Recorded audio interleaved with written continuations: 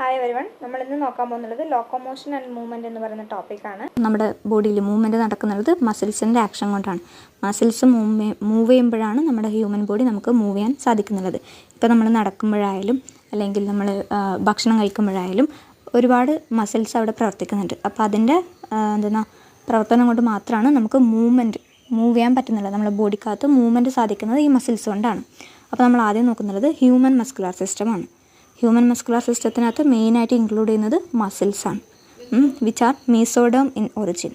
അപ്പോൾ എന്താണ് human muscular system എന്ന് പറയുമ്പോൾ അതിനകത്ത് മെയിനായിട്ട് ഇൻക്ലൂഡ് ചെയ്തിട്ടുള്ള ഓർഗൻ എന്ന് പറയുന്നത് മസിൽസാണ്.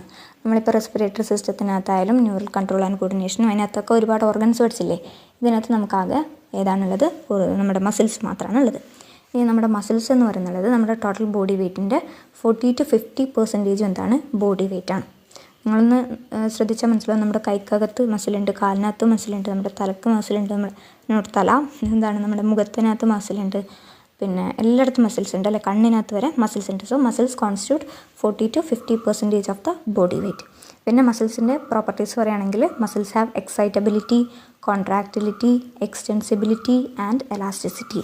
ഇതാണ് ജസ്റ്റ് ഒരു ഹ്യൂമൻ മസ്കുലർ സിസ്റ്റത്തിനെ കുറിച്ച് നിങ്ങൾക്ക് ഇൻട്രൊഡക്ഷൻ തരാനുള്ളത്.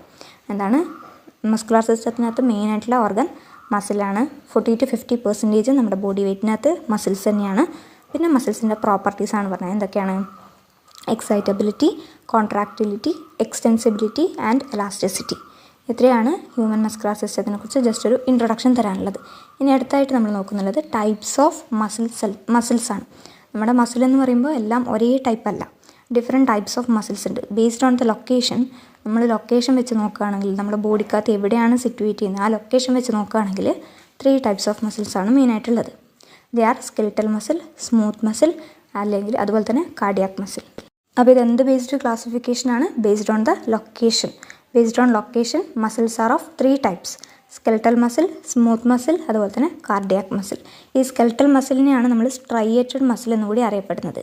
അതുപോലെ തന്നെ സ്മൂത്ത് മസിലിനെയാണ് നമ്മൾ വിസറൽ മസിൽ എന്നുകൂടി അറിയപ്പെടുന്നത്. നമുക്ക് ഓരോന്നിനെയും ഡീറ്റെയിൽഡ് ആയിട്ട് നോക്കാനുണ്ട്. ആദ്യം നമ്മൾ നോക്കുന്നത് സ്കെലിറ്റൽ മസിലാണ്. സ്കെലിറ്റൽ മസിൽ, ആ പേര് വെക്കുമ്പോൾ തന്നെ മനസ്സിലാക്കണം. സ്കെലിറ്റൽ മസിൽ എന്ന് വെച്ചാൽ നമ്മുടെ സ്കെലിറ്റൽ കോമ്പോണൻസുമായിട്ട് അസോസിയേറ്റ് ചെയ്തിട്ടുള്ള മസിൽസിനെയാണ് നമ്മൾ എന്ത് പറയുക? Skeletal muscles. Skeletal muscles are closely associated with the skeletal components of the body. Skeletal കോമ്പോണൻറ്റുമായിട്ട് അസോസിയേറ്റ് ചെയ്തിരിക്കുന്ന മസിൽസിനെയാണ് നമ്മൾ എന്തെന്ന് പറയുക? സ്കെലിറ്റൽ മസിൽസ് എന്ന് പറയാം. ഈ സ്കെലിറ്റൽ മസിലിൻ്റെ മറ്റൊരു പേരാണെന്ത്? സ്ട്രൈയേറ്റഡ് മസിൽ. നമ്മുടെ ഓപ്ഷനിൽ അല്ലെങ്കിൽ നമ്മുടെ ക്വസ്റ്റ്യൻ പേപ്പറിൽ സ്ട്രൈയേറ്റഡ് മസിൽ എന്നാണ് കാണപ്പെടുന്നതെങ്കിൽ അതിനർത്ഥം അതേതാണ്? സ്കെലിറ്റൽ മസിലാണ്. സ്കെലിറ്റൽ മസിലിനെയാണ് നമ്മൾ സ്ട്രൈയേറ്റഡ് മസിൽ എന്നുകൂടി അറിയപ്പെടുന്നത്. എന്തുകൊണ്ടാണ് അത് സ്ട്രൈയേറ്റഡ് മസിൽ എന്ന് അറിയപ്പെടുന്നതെന്ന് ചോദിച്ചിട്ടുണ്ടെങ്കിൽ, നമ്മൾ മൈക്രോസ്കോപ്പിനകത്ത് നമ്മുടെ സ്കെലിറ്റൽ മസിൽ അല്ലെങ്കിൽ സ്ട്രൈയേറ്റഡ് മസിലിനെ നോക്കുകയാണെങ്കിൽ they have A striped appearance. ഒരു സ്ട്രൈപ്പ് അപ്പിയറൻസ് ആണ് ഏതിനുള്ളത്? ഈ സ്ട്രൈയേറ്റഡ് മസിൽസിന് അല്ലെങ്കിൽ നമ്മുടെ സ്കെലിറ്റൽ മസിൽസിന് ഉള്ളത് എപ്പോഴും നമ്മൾ മൈക്രോസ്കോപ്പിൽ കൂടെ നോക്കുമ്പോൾ. അതുകൊണ്ടാണ് ഈ സ്കെലിറ്റൽ മസിലിന് സ്ട്രൈയേറ്റഡ് മസിൽ എന്ന പേര് വന്നിട്ടുള്ളത്. So they have striped appearance under the microscope and hence are called striated muscles. മനസ്സിലായില്ലേ? സ്കെലിറ്റൽ മസിൽ എന്ന് വെച്ചാൽ സ്കെലിറ്റൽ കോമ്പോണൻസ് ആയിട്ട് അസോസിയേറ്റ് ചെയ്തിട്ടുള്ളത്. അതിന് മറ്റൊരു പേരാണ് സ്ട്രൈയേറ്റഡ് മസിൽ എന്നുള്ളത്. ഈ സ്ട്രൈയേറ്റഡ് മസിൽ എന്ന പേര് വരാൻ കാരണം അതിൻ്റെ സ്ട്രൈപ്ഡ് അപ്പിയറൻസ് ആണ്. നമ്മൾ മൈക്രോസ്കോപ്പിലൂടെ നോക്കുമ്പോൾ ഒരു സ്ട്രൈപ്ഡ് അപ്പിയറൻസ് ഉണ്ട്. അതുകൊണ്ടാണ് ആ പേര് വരാനുള്ള കാരണം. അതുപോലെ തന്നെ നമ്മുടെ സ്കെലിറ്റൽ മസിലിന് വോളണ്ടറി മസിൽ എന്നുകൂടി അറിയപ്പെടുന്നുണ്ട്. എന്താണ് വോളണ്ടറി മസിൽ? അതായത് ഈ മസിലിൻ്റെ ആക്ടിവിറ്റീസ് എല്ലാം നെർവസ് സിസ്റ്റത്തിൻ്റെ കൺട്രോളിലാണുള്ളത്. All the activities are under the voluntary control of the nervous system. Voluntarily ചെയ്യുന്നതാണ്. ഇപ്പോൾ നമ്മുടെ ഹാർട്ടിൻ്റെ ഒക്കെ ഇൻവോളണ്ടറി മൂവ്മെൻ്റ് ആണ്, പക്ഷേ ഇത് വോളണ്ടറിലി ചെയ്യുന്നതാണ്. അതുകൊണ്ട് നമ്മൾ എന്ത് പറയും? വോളണ്ടറി മസിൽസ് എന്ന് പറയും. So the activities are under the activities of what? Activities of skeletal muscles R under the voluntary control of the nervous system. So they are also known as voluntary muscles. അപ്പോൾ എത്ര പേരുണ്ട്? Skeletal muscle, സ്ട്രൈയേറ്റഡ് muscle, അതുപോലെ തന്നെ voluntary muscle. അപ്പോൾ ആ 3 പേരും പഠിക്കുക, അതിൻ്റെ കൂടെ തന്നെ അതിൻ്റെ റീസൺസും പഠിക്കുക. അപ്പോൾ ആ ഭാഗം ക്ലിയർ ആവും. നെക്സ്റ്റ് ആണെന്ത്? Cardiac muscle. അതിനു മുമ്പായിട്ട് നമ്മുടെ സ്കെലിറ്റൽ മസിലാണ് പ്രൈമറിലി ലോക്കോമോട്ടറി ആക്ഷൻസിനും അതുപോലെ തന്നെ നമ്മുടെ ബോഡി പോസ്റ്ററിൻ്റെ ചേഞ്ചസിലെല്ലാം ഇൻവോൾവ് ആയിട്ടുള്ള മസിൽ ഏതാണെന്ന് വെച്ചിട്ടുണ്ടെങ്കിൽ അത് സ്കെലിറ്റൽ മസിലാണ്. നമ്മളിപ്പോൾ തിരിയുമ്പോഴും അതുപോലെ തന്നെ ഓടുമ്പോഴും അങ്ങനെയെല്ലാം നമ്മുടെ ബോഡി പോസ്റ്ററിനും അതുപോലെ തന്നെ ലോക്കോമോട്ടറി ആക്ഷൻസിനും ഇൻവോൾവ് ആയിട്ടുള്ള മസിലാണ് ഇത് സ്കെലറ്റൽ മസിൽ എന്ന് പറയുന്നത്. നെക്സ്റ്റ് ഇത് കാർഡിയാക് മസിൽ. കാർഡിയാക് മസിൽ എന്ന് കേൾക്കുമ്പോൾ തന്നെ അറിയുന്നുണ്ടല്ലോ മസിൽസ് എവിടെയായിരിക്കും.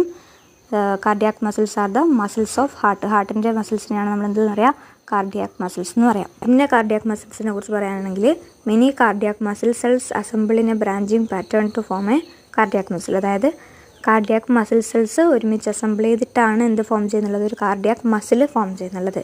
ഇതാണ് കാർഡിയാക് മസിൽ സെൽസ് അസംബിൾ ചെയ്തിട്ടാണ് ഒരു കാർഡിയാക് മസിൽ ഫോം ചെയ്യുന്നുള്ളത്. അപ്പോൾ ഹാർട്ടിലുള്ള മസിൽസിനെയാണ് നമ്മൾ കാർഡിയാക് മസിൽസ് എന്ന് പറയുക. അതിനകത്ത് തന്നെ ഒരുപാട് മസിൽ സെൽസ് ഉണ്ട്, അവർ അസംബിൾ ചെയ്തിട്ടാണ് ഒരു കാർഡിയാക് മസിൽ ഉണ്ടാവുക. അതുപോലെ തന്നെ നമ്മൾ നേരത്തെ പറഞ്ഞില്ലേ സ്കെലറ്റൽ മസിൽ സ്ട്രൈയേറ്റഡ് ആണ്, അതുപോലെ തന്നെ കാർഡിയാക് മസിലും എന്താണ്, സ്ട്രൈയേറ്റഡ് ആണ്. Based on appearance cardiac muscles are also striated. അപ്പോൾ സ്ട്രൈയേറ്റഡ് മസിൽ എന്നറിയപ്പെടുന്നത് സ്കെലറ്റലാണ്, പക്ഷേ അപ്പിയറൻസ് പ്രകാരം കാർഡിയാക് മസിൽസും എന്താണ്, സ്ട്രൈയേറ്റഡ് മസിൽസ് തന്നെയാണ്. പിന്നെ ഒരു പോയിന്റ് നേരത്തെ നോക്കി വെച്ചിട്ടുണ്ടെങ്കിൽ വോളണ്ടറി മസിൽ എന്നായിരുന്നു അല്ലേ, പക്ഷേ നമ്മുടെ കാർഡിയാക് മസിലിൻ്റെ കേസിൽ ഇത് ഇൻവോളണ്ടറി ആണ്. നമുക്കറിയാം അല്ലേ, ഹാർട്ടിൻ്റെ മൂവ്മെൻറ്റ് എന്ന് പറയുന്നത് ഇൻവോളണ്ടറി ആണ്.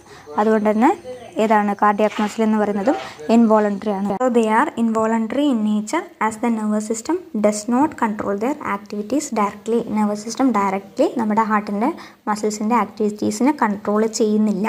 അതുകൊണ്ട് തന്നെ നമുക്ക് എന്ത് പറയാം, ഇൻവോളണ്ടറി ആക്ഷൻ. അപ്പോൾ ഇൻവോളണ്ടറി ആക്ഷൻ വരുന്നത് ഏത് മസിലിൽ നിന്നാണ്, ഇൻവോളണ്ടറി മസിൽ. അപ്പോൾ വോളണ്ടറി മസിൽ ഏതാണ്, സ്കെലറ്റൽ മസിൽ. വോളണ്ടറി ആണ് നമ്മൾ ചെയ്യുന്നുള്ളത് അല്ലേ, നമ്മൾ കൈ അനക്കുന്നത് നമുക്ക് ആവശ്യമുണ്ടായിട്ടില്ല നമ്മൾ ചെയ്യുന്നുള്ളത്, വേണം വെച്ചിട്ടില്ല ചെയ്യുന്നത്. പക്ഷേ ഹാർട്ടിൻ്റെ ഒക്കെ ഒരു ഇൻവോളണ്ടറി മൂവ്മെൻറ്റാണ്. അപ്പോൾ അത് ഇൻവോളണ്ടറി മസിലാണ്. അടുത്ത ടൈപ്പാണ് സ്മൂത്ത് മസിൽസ്. സ്മൂത്ത് മസിൽസ് എന്ന് പറയുമ്പോൾ അവർ നമ്മുടെ എന്താണ് inner walls of hollow visceral organs ആണ്. അതായത് നമ്മുടെ അലിമെൻ്ററി കനാലിൻ്റെ ഇന്നർ വാൾസിലും അതുപോലെ തന്നെ റീപ്രൊഡക്റ്റീവ് ട്രാക്റ്റിൻ്റെ ഇന്നർ വാൾസിലൊക്കെയാണ് ഏത് കാണപ്പെടുന്നുള്ളത്, സ്മൂത്ത് മസിൽസ് കാണപ്പെടുന്നുള്ളത്.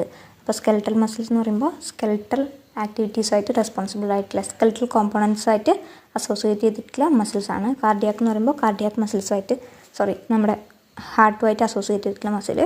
സ്മൂത്ത് മസിൽ എന്ന് പറയുമ്പോൾ ഇപ്പോൾ പറഞ്ഞില്ല അലിമെൻ്ററി കനാൽ അതുപോലെ തന്നെ റീപ്രൊഡക്റ്റീവ് ട്രാക്റ്റിൻ്റെയൊക്കെ ഇന്നർ വാൾസിൽ ലൊക്കേറ്റ് ചെയ്തിട്ടുള്ള മസിലാണ് സ്മൂത്ത് മസിൽ എന്ന് പറയുന്നത്.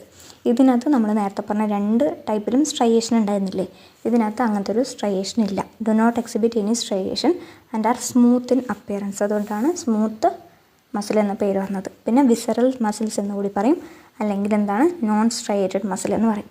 ഇതിനകത്ത് എന്തില്ല, സ്ട്രയേഷൻ ഇല്ല, അതുകൊണ്ട് എന്ത് പറയും, നോൺ സ്ട്രയേറ്റഡ് മസിൽ എന്ന് പറയും. അത് പിന്നെ എന്താണ് സ്മൂത്ത് ആയതുകൊണ്ട് സ്മൂത്ത് മസിൽ എന്ന് പറയും. പിന്നെ വിസറൽ മസിൽസ് എന്നുകൂടി ഒരു പേരുണ്ട്. അപ്പോൾ ഇതാണ് ഇതിൻ്റെ പേര് വരുന്നുള്ളത്. ഒരു സ്ട്രയേഷനും ഇല്ല, ബാക്കി നമ്മൾ പഠിച്ച രണ്ടിനകത്തും സ്ട്രയേഷൻ ഉണ്ടായിരുന്നു. പിന്നെ സ്മൂത്ത് മസിൽസിൻ്റെ ആക്ടിവിറ്റിയും എന്താണ് നമ്മുടെ കൺട്രോളിലല്ല. നമുക്കറിയാമല്ലോ നമ്മുടെ നമ്മുടെ അലിമെൻ്ററി കനാലിൻ്റെ ആയാലും റീപ്രൊഡക്റ്റീവ് ഡക്റ്റിൻ്റെ ആയാലും അതിൻ്റെ ഒന്നും മൂവ്മെൻറ്റ് നമ്മുടെ കൺട്രോളിലല്ല, അതൊക്കെ ഇൻവോളണ്ടറി ആണ്. അപ്പോൾ അതിന് നമ്മൾ എന്ത് പറയും, ഇൻവോളണ്ടറി മസിൽ എന്ന് പറയും. അപ്പോൾ ഇപ്പോൾ നമ്മൾ പഠിച്ചതിനകത്ത് ഇൻവോളണ്ടറി ആയിട്ടുള്ളത് കാർഡിയാക് മസിലും സ്മൂത്ത് മസിലുമാണ്. പിന്നെ സ്കെലറ്റൽ മസിൽ വോളണ്ടറി ആണ്, വോളണ്ടറിലി ചെയ്യുന്നതാണ്. ഇത് രണ്ടും എന്താണ്, ഇൻവോളണ്ടറി ആണ്. നമ്മുടെ സ്റ്റൊമക്കിൻ്റെ ലൈനിങ് അങ്ങനെയൊക്കെ വരുന്നതാണ് എന്ത്, ഈ സ്മൂത്ത് മസിൽ എന്ന് പറയുന്നുള്ളത്. ആൻഡ് ഓൾസോ ദീ smooth muscles assist in the transportation of food through the digestive tract and gametes through the genital tract. നമ്മൾ നേരത്തെ പറഞ്ഞില്ല അലിമെൻ്ററി കനാലിനകത്തും അതുപോലെ തന്നെ റീപ്രൊഡക്റ്റീവ് ഡക്റ്റിനകത്തുമാണ് കാണപ്പെടുന്നതെന്ന്. അതുകൊണ്ട് തന്നെ എന്താണ് അലിമെൻ്ററി കനാൽ എന്ന് പറയുമ്പോൾ എന്താണ്, ട്രാൻസ്പോർട്ടേഷൻ ഓഫ് ഫുഡാണ് ത്രൂ ദ ഡൈജസ്റ്റീവ് ട്രാക്ട്. അപ്പോൾ ഫുഡ് നമ്മുടെ മൗത്തിൽ നിന്ന് സ്റ്റൊമക്കിലേക്ക് എത്തുന്നത് എങ്ങനെയാണ്, ഈ മസിൽസിൻ്റെ ഹെൽപ്പ് കൊണ്ടാണ്. അതുപോലെ തന്നെ ഗ്യാമേറ്റ്സ്, ജനൈറ്റൽ ട്രാക്റ്റിൽ നമ്മുടെ ഗ്യാമേറ്റ്സിൻ്റെ മൂവ്മെൻറ്റ് നടക്കുന്നുള്ളത് എന്തിൻ്റെ ഹെൽപ്പ് കൊണ്ടാണ്, എന്തിൻ്റെ ഫങ്ഷനാണ്, ഈ സ്മൂത്ത് മസിൽസിൻ്റെ ആക്ടിവിറ്റി കൊണ്ടാണ്. അപ്പോൾ അതൊക്കെ ഇമ്പോർട്ടൻ്റ് ആണ് കേട്ടോ. പിന്നെ നോക്കാനുള്ളത് സ്കെലറ്റൽ മസിലിൻ്റെ സ്ട്രക്ചറാണ്. ഓരോ സ്കെലറ്റൽ മസിലിനകത്തും എന്താണ് ഫസിക്കിൾസ് എന്ന് പറയുന്ന മസിൽ ബണ്ടിൽസ് ഉണ്ട്. നിങ്ങൾക്ക് ഇവിടെ കാണാൻ പറ്റുന്നുണ്ടാവും അല്ലേ, ഫസിക്കിൾ എന്ന് പറയുന്ന ബണ്ടിൽ. അങ്ങനെ ഒരുപാട് മസിൽസ് എന്തിനകത്തുണ്ട്, അങ്ങനത്തെ ഒരുപാട് മസിൽ ബണ്ടിൽസ് എന്തിനകത്തുണ്ട്, ഈ സ്കെലറ്റൽ മസിലിനകത്തുണ്ട്. Each skeletal muscle in our body is made up of a number of muscle bundles called fascicles. ഓരോ സ്കെലറ്റൽ മസിൽ നമ്മൾ എടുക്കുകയാണെങ്കിലും അതിനകത്തൊക്കെ ഒരുപാട് എന്തുണ്ട്, ഈ ഫാസിക്കിൾസ് എന്ന് പറയുന്ന ബണ്ടിൽസ് ഉണ്ട്. ഈ ബണ്ടിൽസിനെയൊക്കെ ഒരുമിച്ച് കൂട്ടിപ്പിടിച്ചിരിക്കുന്നത് എന്താണ്, ഒരു കണക്റ്റീവ് ടിഷ്യൂ ആണ്. അതിനെയാണ് നമ്മൾ എന്തെന്ന് പറയുക, ഫാസിയ എന്ന് പറയാം. എന്താണ് പറയുക, fascia. Fascicles held together by a connective tissue. ഇവിടെ തന്നെ നിങ്ങൾക്ക് ഒരുപാട് ഫെസിക്കിൾസിനെ ഒരുമിച്ച് കാണുന്നില്ലേ, അതിനൊക്കെ കവർ ചെയ്തിട്ടുള്ള ആ ഒരു ടിഷ്യൂ, ആ ഒരു ലെയറിനെയാണ് നമ്മൾ എന്തെന്ന് പറയുക, ഫസിയ എന്ന് പറയുക. വേറെ ഒന്നല്ല, ഫെസിക്കിൾസിന് നമ്മൾ ഒരുമിച്ച് കൂട്ടിപ്പിടിക്കുന്ന ആ കണക്റ്റീവ് ടിഷ്യൂ, ഒരു കണക്റ്റീവ് ടിഷ്യൂ ആണെന്ന് പറഞ്ഞു കേട്ടോ, അതാണ് ഫസിയ. ഞാനിപ്പോൾ പറഞ്ഞാൽ നമ്മൾ ഈ പറഞ്ഞ മസിൽ ബണ്ടിലുണ്ടല്ലോ, അതായത് നമ്മുടെ ഫെസിക്കിളിനെ ഒരുമിച്ച് കൂട്ടുന്ന ഫസിയ. അപ്പോൾ ഈ ഓരോ ഫെസിക്കിളിൻ്റെ ഉള്ളിലും എന്തുണ്ട്, ഒരുപാട് മസിൽ ഫൈബേഴ്സ് ഉണ്ട്. Each muscle bundle contains a number of muscle fibres. അപ്പോൾ ഒരുപാട് മസിൽ ഫൈബേഴ്സ് കൂടിയാണ് ഒരു ഫെസിക്കിള്. അങ്ങനെ ഒരുപാട് ഫെസിക്കിൾസിനെ ഒരുമിച്ച് കൂട്ടിപ്പിടിക്കുന്നതാണ് ആര്, ഫസിയ. ഫസിയ എന്താണ്, ഒരു കണക്റ്റീവ് ടിഷ്യൂ ആണ്, ഒരു ലെയറാണ്. ഓക്കെ അല്ലേ? So each muscle bundle contains a number of muscle fibres. ഇതെന്തിനെക്കുറിച്ചാണ് പറയുന്നത്, സ്കെൽറ്റൽ മസിലാണ് കേട്ടോ. ബാക്കിയുള്ള മസിൽസൊന്നും ഇതിൽ പെടില്ല. ഇത് സ്കെൽറ്റൽ മസിലിൻ്റെ സ്ട്രക്ചറാണ് നമ്മൾ ഡീറ്റെയിൽഡായിട്ട് പറയുന്നുള്ളത്. ഇനി ഓരോ ഫൈബറിനകത്തും എന്തുണ്ട്, each muscle fibre is lined by a plasma membrane. അതായത് ഓരോ ഫൈബറിനെയും പൊതിഞ്ഞുകൊണ്ട് ഒരു പ്ലാസ്മ മെംബ്രെയിൻ ഉണ്ട്. ഇപ്പോൾ നമ്മൾ പറഞ്ഞ ഫെസിക്കിൾസിനെ പൊതിഞ്ഞുകൊണ്ട് ഒരു കണക്റ്റീവ് ടിഷ്യൂ ഉണ്ട്, അതാണ് ഫസിയ. അതുപോലെ തന്നെ ആ ബണ്ടിലിനകത്ത് മസിൽ ഫൈബേഴ്സ് ഉണ്ട്. ഈ ഓരോ ഫൈബേഴ്സിനെയും പൊതിഞ്ഞുകൊണ്ട് കവർ ചെയ്തുകൊണ്ടുള്ള ഒരു പ്ലാസ്മ മെംബ്രെയിൻ ഉണ്ട്. അതിനാണ് നമ്മൾ സാർക്കോലെമ്മ എന്ന് പറയുക. സാർക്കോലെമ്മക്കകത്തുള്ള ഫ്ലൂയിഡാണ് സാർക്കോപ്ലാസം. നമ്മൾ സൈറ്റോപ്ലാസം, പ്രോട്ടോപ്ലാസം എന്നൊക്കെ പറയില്ലേ, അതേപോലെ സാർക്കോലെമ്മക്കകത്തുള്ള ഫ്ലൂയിഡാണ് എന്ത്, സാർക്കോപ്ലാസം. മനസ്സിലായില്ലേ? നമ്മുടെ ഫൈബറിന് പൊതിഞ്ഞിട്ടുള്ള ആ ഒരു പ്ലാസ്മ മെംബ്രെയിനാണ് സാർക്കോലെമ്മ, അതിനകത്തുള്ള ഫ്ലൂയിഡാണ് സാർക്കോപ്ലാസം. സാർക്കോപ്ലാസത്തിനകത്ത് എന്തുണ്ട്, ന്യൂക്ലിയസ് ഉണ്ട്. ഒരുപാട് ന്യൂക്ലിയസ് ഇതിനകത്ത് പ്രസൻ്റ് ആണ്, സാർക്കോപ്ലാസത്തിനകത്ത് പ്രസൻ്റ് ആണ്. Sarcoplasm of muscle fibres contains many nuclei. So the muscle fibre is syncytium. അതുകൊണ്ട് നമ്മൾ അതിനെന്തെന്ന് വിളിക്കും, സിൻഷ്യം. സിൻഷ്യം എന്ന് വെച്ചാൽ ഒരുപാട് ന്യൂക്ലിയസ് ഉള്ളതുകൊണ്ട് സാർക്കോപ്ലാസത്തിനെ നമ്മൾ വിളിക്കുന്ന പേരാണ്. മനസ്സിലായില്ലേ? സാർക്കോപ്ലാസത്തിനകത്താണ്, സാർക്കോലെമ്മയല്ല, സാർക്കോലെമ്മക്കകത്ത് സാർക്കോപ്ലാസം ഉണ്ട്. ആ സാർക്കോപ്ലാസത്തിനകത്ത് മിനി ന്യൂക്ലിയസ് ഉണ്ട്, ഒരുപാട് ന്യൂക്ലിയസ് ഉണ്ട്. അതുപോലെ തന്നെ നമ്മൾ സിൻഷ്യം എന്ന് വിളിക്കും. അടുത്ത എന്താണ്, സാർക്കോപ്ലാസ്മിക് റെറ്റിക്കുലം. അതായത് എൻഡോപ്ലാസ്മിക് റെറ്റിക്കുലം പോലെ നമ്മുടെ സാർക്കോപ്ലാസ്മക്കകത്ത് കാണപ്പെടുന്ന ആ എൻഡോപ്ലാസ്മിക് റെറ്റിക്കുലത്തിനെയാണ് നമ്മൾ എന്തെന്ന് പറയുക, സാർക്കോപ്ലാസ്മിക് റെറ്റിക്കുലം എന്ന് പറയാം. Endoplasmic reticulum of muscle fibre is known as sarcoplasmic reticulum എന്നറിയപ്പെടും.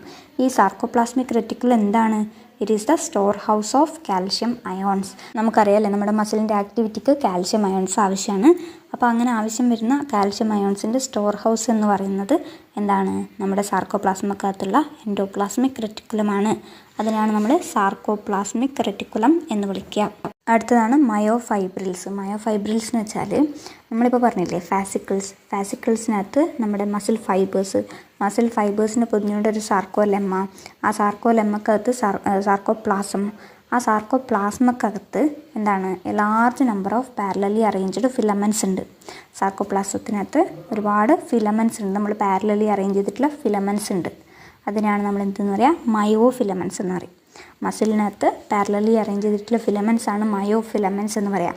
ശരിക്കും മസിലിനകത്ത് എന്ന് പറയുമ്പോൾ ശരിക്കും എവിടെയാണ്, സാർക്കോപ്ലാസത്തിനകത്ത്. അതിൻ്റെ മറ്റൊരു പേരാണ് മയോഫൈബ്രിൽസ്. മയോഫിലമെൻറ്റ്സ് അല്ലെങ്കിൽ മയോഫൈബ്രിൽസ് എന്ന് പറയും. ഇനി നമ്മൾ അങ്ങനെ ഒരു മയോഫിലമെൻ്റ് എടുക്കുമ്പോൾ അല്ലെങ്കിൽ അങ്ങനത്തെ ഒരു മയോഫൈബ്രിൽ എടുത്ത് നോക്കുകയാണെങ്കിൽ അതിനകത്ത് എന്താണ്, ഡാർക്ക് ബാൻഡ്സും അതുപോലെ തന്നെ ലൈറ്റ് ബാൻഡ്സും ഉണ്ടാവും. ആൾട്ടർനേറ്റ് ആയിട്ട് ഒരു ഡാർക്ക് ബാൻഡ്, ഒരു ലൈറ്റ് ബാൻഡ്, ഒരു ഡാർക്ക് ബാൻഡ്, ഒരു ലൈറ്റ് ബാൻഡ്, അങ്ങനെ നമുക്ക് കാണപ്പെടും. Each myofibril has alternate dark and light bands on it. Dark എന്തെന്നാ ഷെയ്ഡുള്ളതിനെ നമ്മൾ ഡാർക്ക് ബാൻഡ്സ് എന്ന് പറയും, ലൈറ്റ് ഷെയ്ഡുള്ളതിന് ലൈറ്റ് ബാൻഡ്സ് എന്ന് പറയും. അങ്ങനെ ആൾട്ടർനേറ്റ് ആയിട്ട് ഒരു ഡാർക്ക് ലൈറ്റ് അങ്ങനെ എന്ത് കാണപ്പെടും, ഡാർക്ക് ആൻഡ് ലൈറ്റ് ബാൻഡ്സ് ഓരോ മയോഫൈബ്രിലിനകത്തും കാണപ്പെടും. 2 ഇമ്പോർട്ടൻ്റ് ആയിട്ടുള്ള പ്രോട്ടീൻസാണ് ഈ ലൈറ്റ് ബാൻഡും ഡാർക്ക് ബാൻഡും ഈ മയോഫിലമെൻറ്റിനകത്ത് കാണാനുള്ള കാരണം. എന്താണ്, 2 പ്രോട്ടീൻസാണ്. നമ്മളിപ്പോൾ പറഞ്ഞ ഡാർക്ക് ബാൻഡ് ലൈറ്റ് ബാൻഡ് ഇല്ലേ, അതൊരു ഫിലമെൻറ്റിനകത്ത് കാണാൻ കാരണം എന്തുകൊണ്ടാണ്, ഈ 2 പ്രോട്ടീൻസും കൊണ്ടാണ്. ആ പ്രോട്ടീൻസിൻ്റെ പേരാണ് ആക്റ്റിൻ ആൻഡ് മയോസിൻ. സ്ട്രൈയേറ്റഡ് അപ്പിയറൻസ്, സ്ട്രൈയേറ്റഡ് എന്ന് പറഞ്ഞാൽ ഇത് തന്നെയാണ് കേട്ടോ, ഒരു ഡാർക്ക് ലൈറ്റ് എന്ന് പറഞ്ഞില്ലേ അതന്നെ. Striated appearance of myofibril is due to the distribution of pattern of 2 important proteins. ആ 2 ഇമ്പോർട്ടൻറ്റ് പ്രോട്ടീനാണ് ഇതൊക്കെ, നമ്മുടെ ആക്റ്റിനും മയോസിനും. ഈ ചിത്രത്തിനകത്ത് നിങ്ങൾക്ക് കാണാൻ പറ്റുന്നില്ലേ, ഒരു ഡാർക്ക് ബാൻഡ്, ഡാർക്ക് കളറിൽ കാണുന്നത് ഡാർക്ക് ബാൻഡ്, പിന്നെ ഒരു ലൈറ്റ് ബാൻഡ്, അങ്ങനെയാണ് ഉണ്ടാവുക കേട്ടോ. അതാണ് പറഞ്ഞുകൊണ്ടിരിക്കുന്നത്. കുറച്ചുകൂടെ നമുക്ക് ഡീറ്റെയിൽഡ് ആയിട്ട് പഠിക്കാനുണ്ട്, പറയാം. ഇനി ആ ലൈറ്റ് ബാൻഡിനകത്ത് പ്രസൻ്റ് ആയിട്ടുള്ള പ്രോട്ടീനാണ് ആക്റ്റിൻ. നമ്മൾ പറഞ്ഞില്ലേ 2 ഇമ്പോർട്ടൻറ്റ് പ്രോട്ടീനാണെന്ന്, ആക്റ്റിനും മയോസിനും. അപ്പോൾ ആക്റ്റിൻ പ്രസൻ്റ് ആയിട്ടുള്ളത് ലൈറ്റ് ബാൻഡിനകത്താണ്. അതുകൊണ്ട് തന്നെ നമ്മളതിനെ ഐ ബാൻഡ് എന്ന് പറയും. ഐ ബാൻഡ് എന്ന് പറയുമ്പോൾ ഐസോട്രോപ്പിക് ബാൻഡിനെ നമ്മൾ ഷോർട്ടായിട്ട് വിളിക്കുന്നതാണ്. എന്താണ്, ലൈറ്റ് ബാൻഡിനകത്ത് പ്രസൻ്റ് ആയിട്ടുള്ള പ്രോട്ടീനാണ് ആക്റ്റിൻ. അതുകൊണ്ട് നമ്മളതിനെ ഐസോട്രോപ്പിക് ബാൻഡ് എന്ന് പറയും. അതിന് നമ്മൾ ഷോർട്ടായിട്ട് ഐ ബാൻഡ് എന്ന് പറയും. അപ്പോൾ ലൈറ്റ് ബാൻഡ്, ഐ ബാൻഡ്, അതിനകത്ത് ആരുണ്ട്? ആക്റ്റിൻ. ഇനി ഡാർക്ക് ബാൻഡിനെ നമ്മൾ അനൈസോട്രോപ്പിക് ബാൻഡ് എന്ന് പറയും, അല്ലെങ്കിൽ എ ബാൻഡ് എന്ന് പറയും. എന്താണ് അനൈസോട്രോപ്പിക് ബാൻഡ് അല്ലെങ്കിൽ എ ബാൻഡ് എന്ന് പറയും? അതിനകത്തുള്ള പ്രോട്ടീനാണ് മയോസിൻ എന്ന് പറയുന്നത്. സോ ലൈറ്റ് ബാൻഡിനകത്ത് ആക്റ്റിനും ഡാർക്ക് ബാൻഡിനകത്ത് മയോസിനുമാണ് ഉള്ളത്. ലൈറ്റ് ബാൻഡിനെ നമ്മൾ ഐസോട്രോപ്പിക് ബാൻഡ് അല്ലെങ്കിൽ ഐ ബാൻഡ് എന്ന് പറയും. ഡാർക്ക് ബാൻഡിനെ നമ്മൾ അനൈസോട്രോപ്പിക് ബാൻഡ് അല്ലെങ്കിൽ എ ബാൻഡ് എന്ന് പറയും. അപ്പോൾ എന്താണ് പറഞ്ഞുകൊണ്ടിരുന്നത്? ഈ സ്ട്രൈയേഷന് കാരണം ആരാണ്? ഈ ലൈറ്റ് ബാൻഡ്സും ഡാർക്ക് ബാൻഡ്സും ആണ്. അതുള്ളത് എന്തുകൊണ്ടാണ്? ആക്റ്റിൻ അതുപോലെ തന്നെ മയോസിൻ എന്ന് പറയുന്ന പ്രോട്ടീൻസ് കാരണമാണ്. ഇതാണ് പറഞ്ഞുകൊണ്ടിരിക്കുന്നത്. ഈ രണ്ട് പ്രോട്ടീൻസിനെയും എങ്ങനെ അറേഞ്ച് ചെയ്തിരിക്കുന്നതെന്ന് വെച്ചിട്ടുണ്ടെങ്കിൽ ദേ are arranged as A road like structure. ഒരു റോഡ് പോലെ, റോഡ് എന്ന് വെച്ചാൽ നമ്മുടെ വഴി, ആ റോഡല്ല, റോഡ് ലൈക്ക് സ്ട്രക്ചർ. നിങ്ങൾക്ക് മനസ്സിലാകുന്നില്ലേ? അപ്പോൾ ആ റോഡ് ലൈക്ക് സ്ട്രക്ചർ പോലെയാണ് ഈ രണ്ട് പ്രോട്ടീനെയും അറേഞ്ച് ചെയ്തിട്ടുള്ളത്. പാരലൽ ടു ഈച്ച് അതർ, ഒന്നിനൊന്ന് പാരലലായിട്ടാണ് അറേഞ്ച് ചെയ്തിട്ടുള്ളത്. അതുപോലെ തന്നെ എന്താണ്?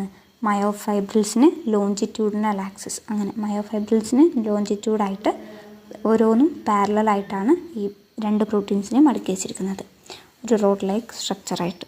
പിന്നെ ഒരു പോയിന്റ് എന്ന് പറയുന്നത് actin filaments are thinner as compared to the myosin filaments. Myosin ഫിലമെൻറ്റ്സിനെ വെച്ച് നോക്കുമ്പോൾ ആക്റ്റിൻ ഫിലമെൻറ്റ്സ് തിന്നറാണ്, അല്ലെങ്കിൽ നമുക്ക് എന്ത് പറയാം? മയോസിൻ ഫിലമെൻറ്റ്സ് ആണ് തിക്കർ. ക്ലിയർ അല്ലേ? Actin filaments are thinner as compared to the myosin filaments. ഇതിന് രണ്ടിനും, നമ്മൾ ആക്റ്റിനും മയോസിനും രണ്ട് ഇമ്പോർട്ടൻറ്റ് പ്രോട്ടീൻസ് ആണ്. അതിനെ രണ്ടിനും എടുത്ത് വെച്ച് നോക്കുകയാണെങ്കിൽ ഏതാണ് ഏറ്റവും തിക്കറായിട്ട് വരുന്നുള്ളത്? മയോസിനാണ് തിക്കർ, ആക്റ്റിൻ ഫിലമെൻ്റ് ആണ് തിന്നർ. അപ്പോൾ ഈ ഒരു ലൈനും ഇമ്പോർട്ടൻ്റ് ആണ് കേട്ടോ. സ്റ്റേറ്റ്മെൻറ്റ് രൂപത്തിലോ മറ്റോ നമുക്ക് ക്വസ്റ്റ്യൻ വരാനും മതി. ഇനി വീണ്ടും ഐ ബാൻഡിലോട്ടും എ ബാൻഡിലോട്ടും പോവാണ്. ഈ ഐ ബാൻഡിൻ്റെ സെൻറ്റർ ഉണ്ടല്ലോ, ഐ ബാൻഡിൻ്റെ സെൻറ്ററിനെ നമ്മൾ എന്തെന്ന് വിളിക്കും? സെഡ് ലൈൻ എന്ന് വിളിക്കും. Elastic fibre in the centre of I band. Centre of I band, I ബാൻഡിൻ്റെ സെൻറ്ററിലുള്ള ആ ഒരു ഇലാസ്റ്റിക് ഫൈബറിനെയാണ് നമ്മൾ എന്തെന്ന് പറയുക? സെഡ് ലൈൻ എന്ന് പറയാം. ഐ ബാൻഡ് എന്ന് വെച്ചാൽ ലൈറ്റ് ബാൻഡിനകത്ത് കാണപ്പെടുന്നത്. എവിടെയാണ് ആക്റ്റിൻ പ്രസൻ്റ് ആയിട്ടുള്ള ആ ബാൻഡിനെയാണ് നമ്മൾ ഐ ബാൻഡ് എന്ന് പറയുക. ഐ ബാൻഡിനകത്ത് അതിൻ്റെ സെൻട്രലായിട്ട് കാണപ്പെടുന്ന അതിനെയാണ് നമ്മൾ എന്ത് പറയുക? സെഡ് ലൈൻ എന്ന് പറയാം. ഇനി അതുപോലെ തന്നെ എ ബാൻഡ് എന്ന് വെച്ചാൽ മയോസിൻ പ്രസൻ്റ് ആയിട്ടുള്ള ബാൻഡ്. എ ബാൻഡിൻ്റെ സെൻറ്ററിനെ നമ്മൾ എന്ത് പറയും? എം ലൈൻ എന്ന് പറയും. Thin fibrous membrane found in the middle of A band are called M line. So I ബാൻഡിൻ്റെ നടുവിൽ സെഡ് ലൈനും നമ്മുടെ എ ബാൻഡിൻ്റെ നടുവിലായിട്ട് എം ലൈൻ. മനസ്സിലായില്ലേ? ഐ സെഡ്, എ എം, മാറിപ്പോകത്ത് കേട്ടോ. ഐ ബാൻഡിൻ്റെ സെൻറ്ററിൽ സെഡ്. ഐ ബാൻഡ് എന്ന് പറയുമ്പോൾ ആക്റ്റിൻ പ്രസൻ്റ് ആയിട്ടുള്ളത്, എ ബാൻഡ് എന്ന് പറയുമ്പോൾ മയോസിൻ പ്രസൻ്റ് ആയിട്ടുള്ളത്. അതിൻ്റെ സെൻട്രലായിട്ട് ഏതാണുള്ളത്? എം ലൈനാണ് പ്രസൻ്റ് ആയിട്ടുള്ളത്. ക്ലിയർ അല്ലേ? പറഞ്ഞുകൊണ്ടിരിക്കുന്നുള്ളത് ഒരു മയോഫിലമെൻറ്റിൻ്റെ അകത്തുള്ള കാര്യങ്ങളാണ് കേട്ടോ. അപ്പോൾ ഈ ഒരു മയോഫൈബ്രിലിനകത്ത് നമ്മുടെ എ ബാൻഡും ഐ ബാൻഡും they are arranged alternately throughout the length of the myofibril. ഒരു മയോഫൈബ്രിലിൻ്റെ ഫുൾ ലെങ്ത്തിലും നമ്മുടെ ഈ എ ബാൻഡും ഐ ബാൻഡും ആൾട്ടർനേറ്റ്ലി അറേഞ്ച് ചെയ്തിട്ടുണ്ടാവും. ഏതൊരു പോർഷൻ എടുത്താലും നമുക്ക് ഐ ബാൻഡിനെയും എ ബാൻഡിനെയും കാണാൻ സാധിക്കും. അതായത് നമ്മുടെ ആക്റ്റിനും മയോസിനും, ഈ രണ്ട് പ്രോട്ടീനും നമ്മുടെ ഒരു മയോഫിലമെൻറ്റിൻ്റെ ഏതൊരു പാർട്ട് എടുത്താലും നമുക്ക് ആൾട്ടർനേറ്റായിട്ട് അറേഞ്ച് ചെയ്തിട്ടുള്ളത് കാണാൻ സാധിക്കും. ഇനി ഈ ചിത്രത്തിനകത്ത് നിങ്ങൾക്ക് സാർക്കോമിയർ എന്ന് എഴുതിയിട്ട് കാണപ്പെടുന്നില്ലേ? സാർക്കോമിയർന്ന്, അതായത് നമ്മൾ നേരത്തെ പറഞ്ഞില്ലേ ഒരു സെഡ് ലൈൻ എന്ന് പറഞ്ഞില്ലേ, ഐ ബാൻഡിൻ്റെ നടുവിലായിട്ട് വരുന്ന ആ പോർഷനെയാണ് നമ്മൾ സെഡ് ലൈൻ എന്ന് പറയാം. അങ്ങനെ രണ്ട് സെഡ് ലൈനിൻ്റെ ഇടയിൽ വരുന്ന ആ ഒരു പോർഷനെയാണ് നമ്മൾ എന്തെന്ന് പറയുക? Sarcomere. The portion of the myofibril, മയോഫൈബ്രിലിനകത്താണല്ലോ ഇതൊക്കെ കാണപ്പെടുന്നത്. So portion of the myofibril between two successive Z lines, രണ്ട് സക്സസീവ് സെഡ് ലൈൻസ്, അതായത് ഒരു സെഡ് ലൈൻ കഴിഞ്ഞു അടുത്തൊരു എം ലൈനാണ്, പിന്നെ ആദ്യം ഒരു സെഡ് ലൈനാണ്. അങ്ങനെയുള്ള രണ്ട് സെഡ് ലൈനിൻ്റെ നടുവിലുള്ള ആ പോർഷനെയാണ് നമ്മൾ എന്തെന്ന് പറയുക? സാർക്കോമിയർ എന്ന് പറയാം. ഇമ്പോർട്ടൻ്റ് ആണ്. അതുപോലെ തന്നെ ഈ സാർക്കോമിയറിനെയാണ് നമ്മൾ കോൺട്രാക്ഷൻ്റെ ഫങ്ഷണൽ യൂണിറ്റ് എന്നറിയപ്പെടുന്നത്. It is the functional unit of contraction. അതും ഇമ്പോർട്ടൻ്റ് ആണ്. ഈ ചിത്രത്തിനകത്ത് സാർക്കോമിയർ കാണുന്നുണ്ടാവുമല്ലോ അല്ലേ? അതുപോലെ തന്നെ എച്ച് സോൺ, അത് നോട്ട് ചെയ്ത് വെച്ചു. അതിനെക്കുറിച്ചാണ് നമ്മൾ നെക്സ്റ്റ് ഡിസ്കസ് ചെയ്യാൻ പോകുന്നത്. എച്ച് സോൺ കാണുന്നുണ്ടല്ലോ അല്ലേ? അപ്പോൾ എച്ച് സോൺ എന്ന് പറയുമ്പോൾ ആദ്യമായിട്ട് പറയാം, ഒരു റെസ്റ്റിംഗ് സ്റ്റേറ്റിലാവുമ്പോൾ നമ്മുടെ ഈ തിൻ ഫിലമെൻറ്റും തിക്ക് ഫിലമെൻറ്റും ആൾട്ടർനേറ്റ് ആയിട്ടാണല്ലോ അറേഞ്ച് ചെയ്യുന്നുള്ളത്. തിൻ ഫിലമെൻറ്റും തിക്ക് ഫിലമെൻറ്റും ആൾട്ടർനേറ്റ് ആയിട്ട് അറേഞ്ച് ചെയ്ത് വരുന്നു. അങ്ങനെ വരുമ്പോൾ ഒരു റെസ്റ്റിംഗ് സ്റ്റേറ്റിൽ the edges of the thin filaments on either side of the thick filaments partially overlap the free ends of the thick filaments leaving the central part of the thick filaments. എന്താണ് മനസ്സിലായോ? അതായത് നമ്മളെ thin ഫിലമെൻറ്റും തിക്ക് ഫിലമെൻറ്റും ഇങ്ങനെ arrange ചെയ്തുകൊണ്ട് പോവല്ലേ. അങ്ങനെ arrange ചെയ്ത് പോകുമ്പോൾ എന്താ സംഭവിക്കുന്നത്? പാർഷ്യലി ഓവർലാപ്പിംഗ് നടക്കുന്നുണ്ട് ഇല്ലേ? ഈ ചിത്രത്തിനകത്ത് നോക്കിയാൽ നിങ്ങൾക്ക് മനസ്സിലാവും. പാർഷ്യലി ഓവർലാപ്പിംഗ് നടക്കുന്നുണ്ട്. അങ്ങനെ ഓവർലാപ്പിംഗ് നമ്മുടെ തിക്ക് ഫിലമെൻറ്റിൻ്റെ സെൻട്രൽ ഭാഗത്ത് എന്ത് നടക്കുന്നില്ല? ആ ഓവർലാപ്പിംഗ് നടക്കുന്നില്ല. അവിടെ അത് ഫ്രീ ആയിട്ടുണ്ട് ഇല്ലേ? അപ്പോൾ അങ്ങനെ ഫ്രീ ആയിരിക്കുന്ന ആ സെൻട്രൽ പാർട്ട്, തിക്ക് ഫിലമെൻറ്റിൻ്റെ സെൻട്രൽ പാർട്ടിനെയാണ് എന്തെന്ന് പറയുന്നത്? എച്ച് സോൺ എന്ന് പറയുന്നത്.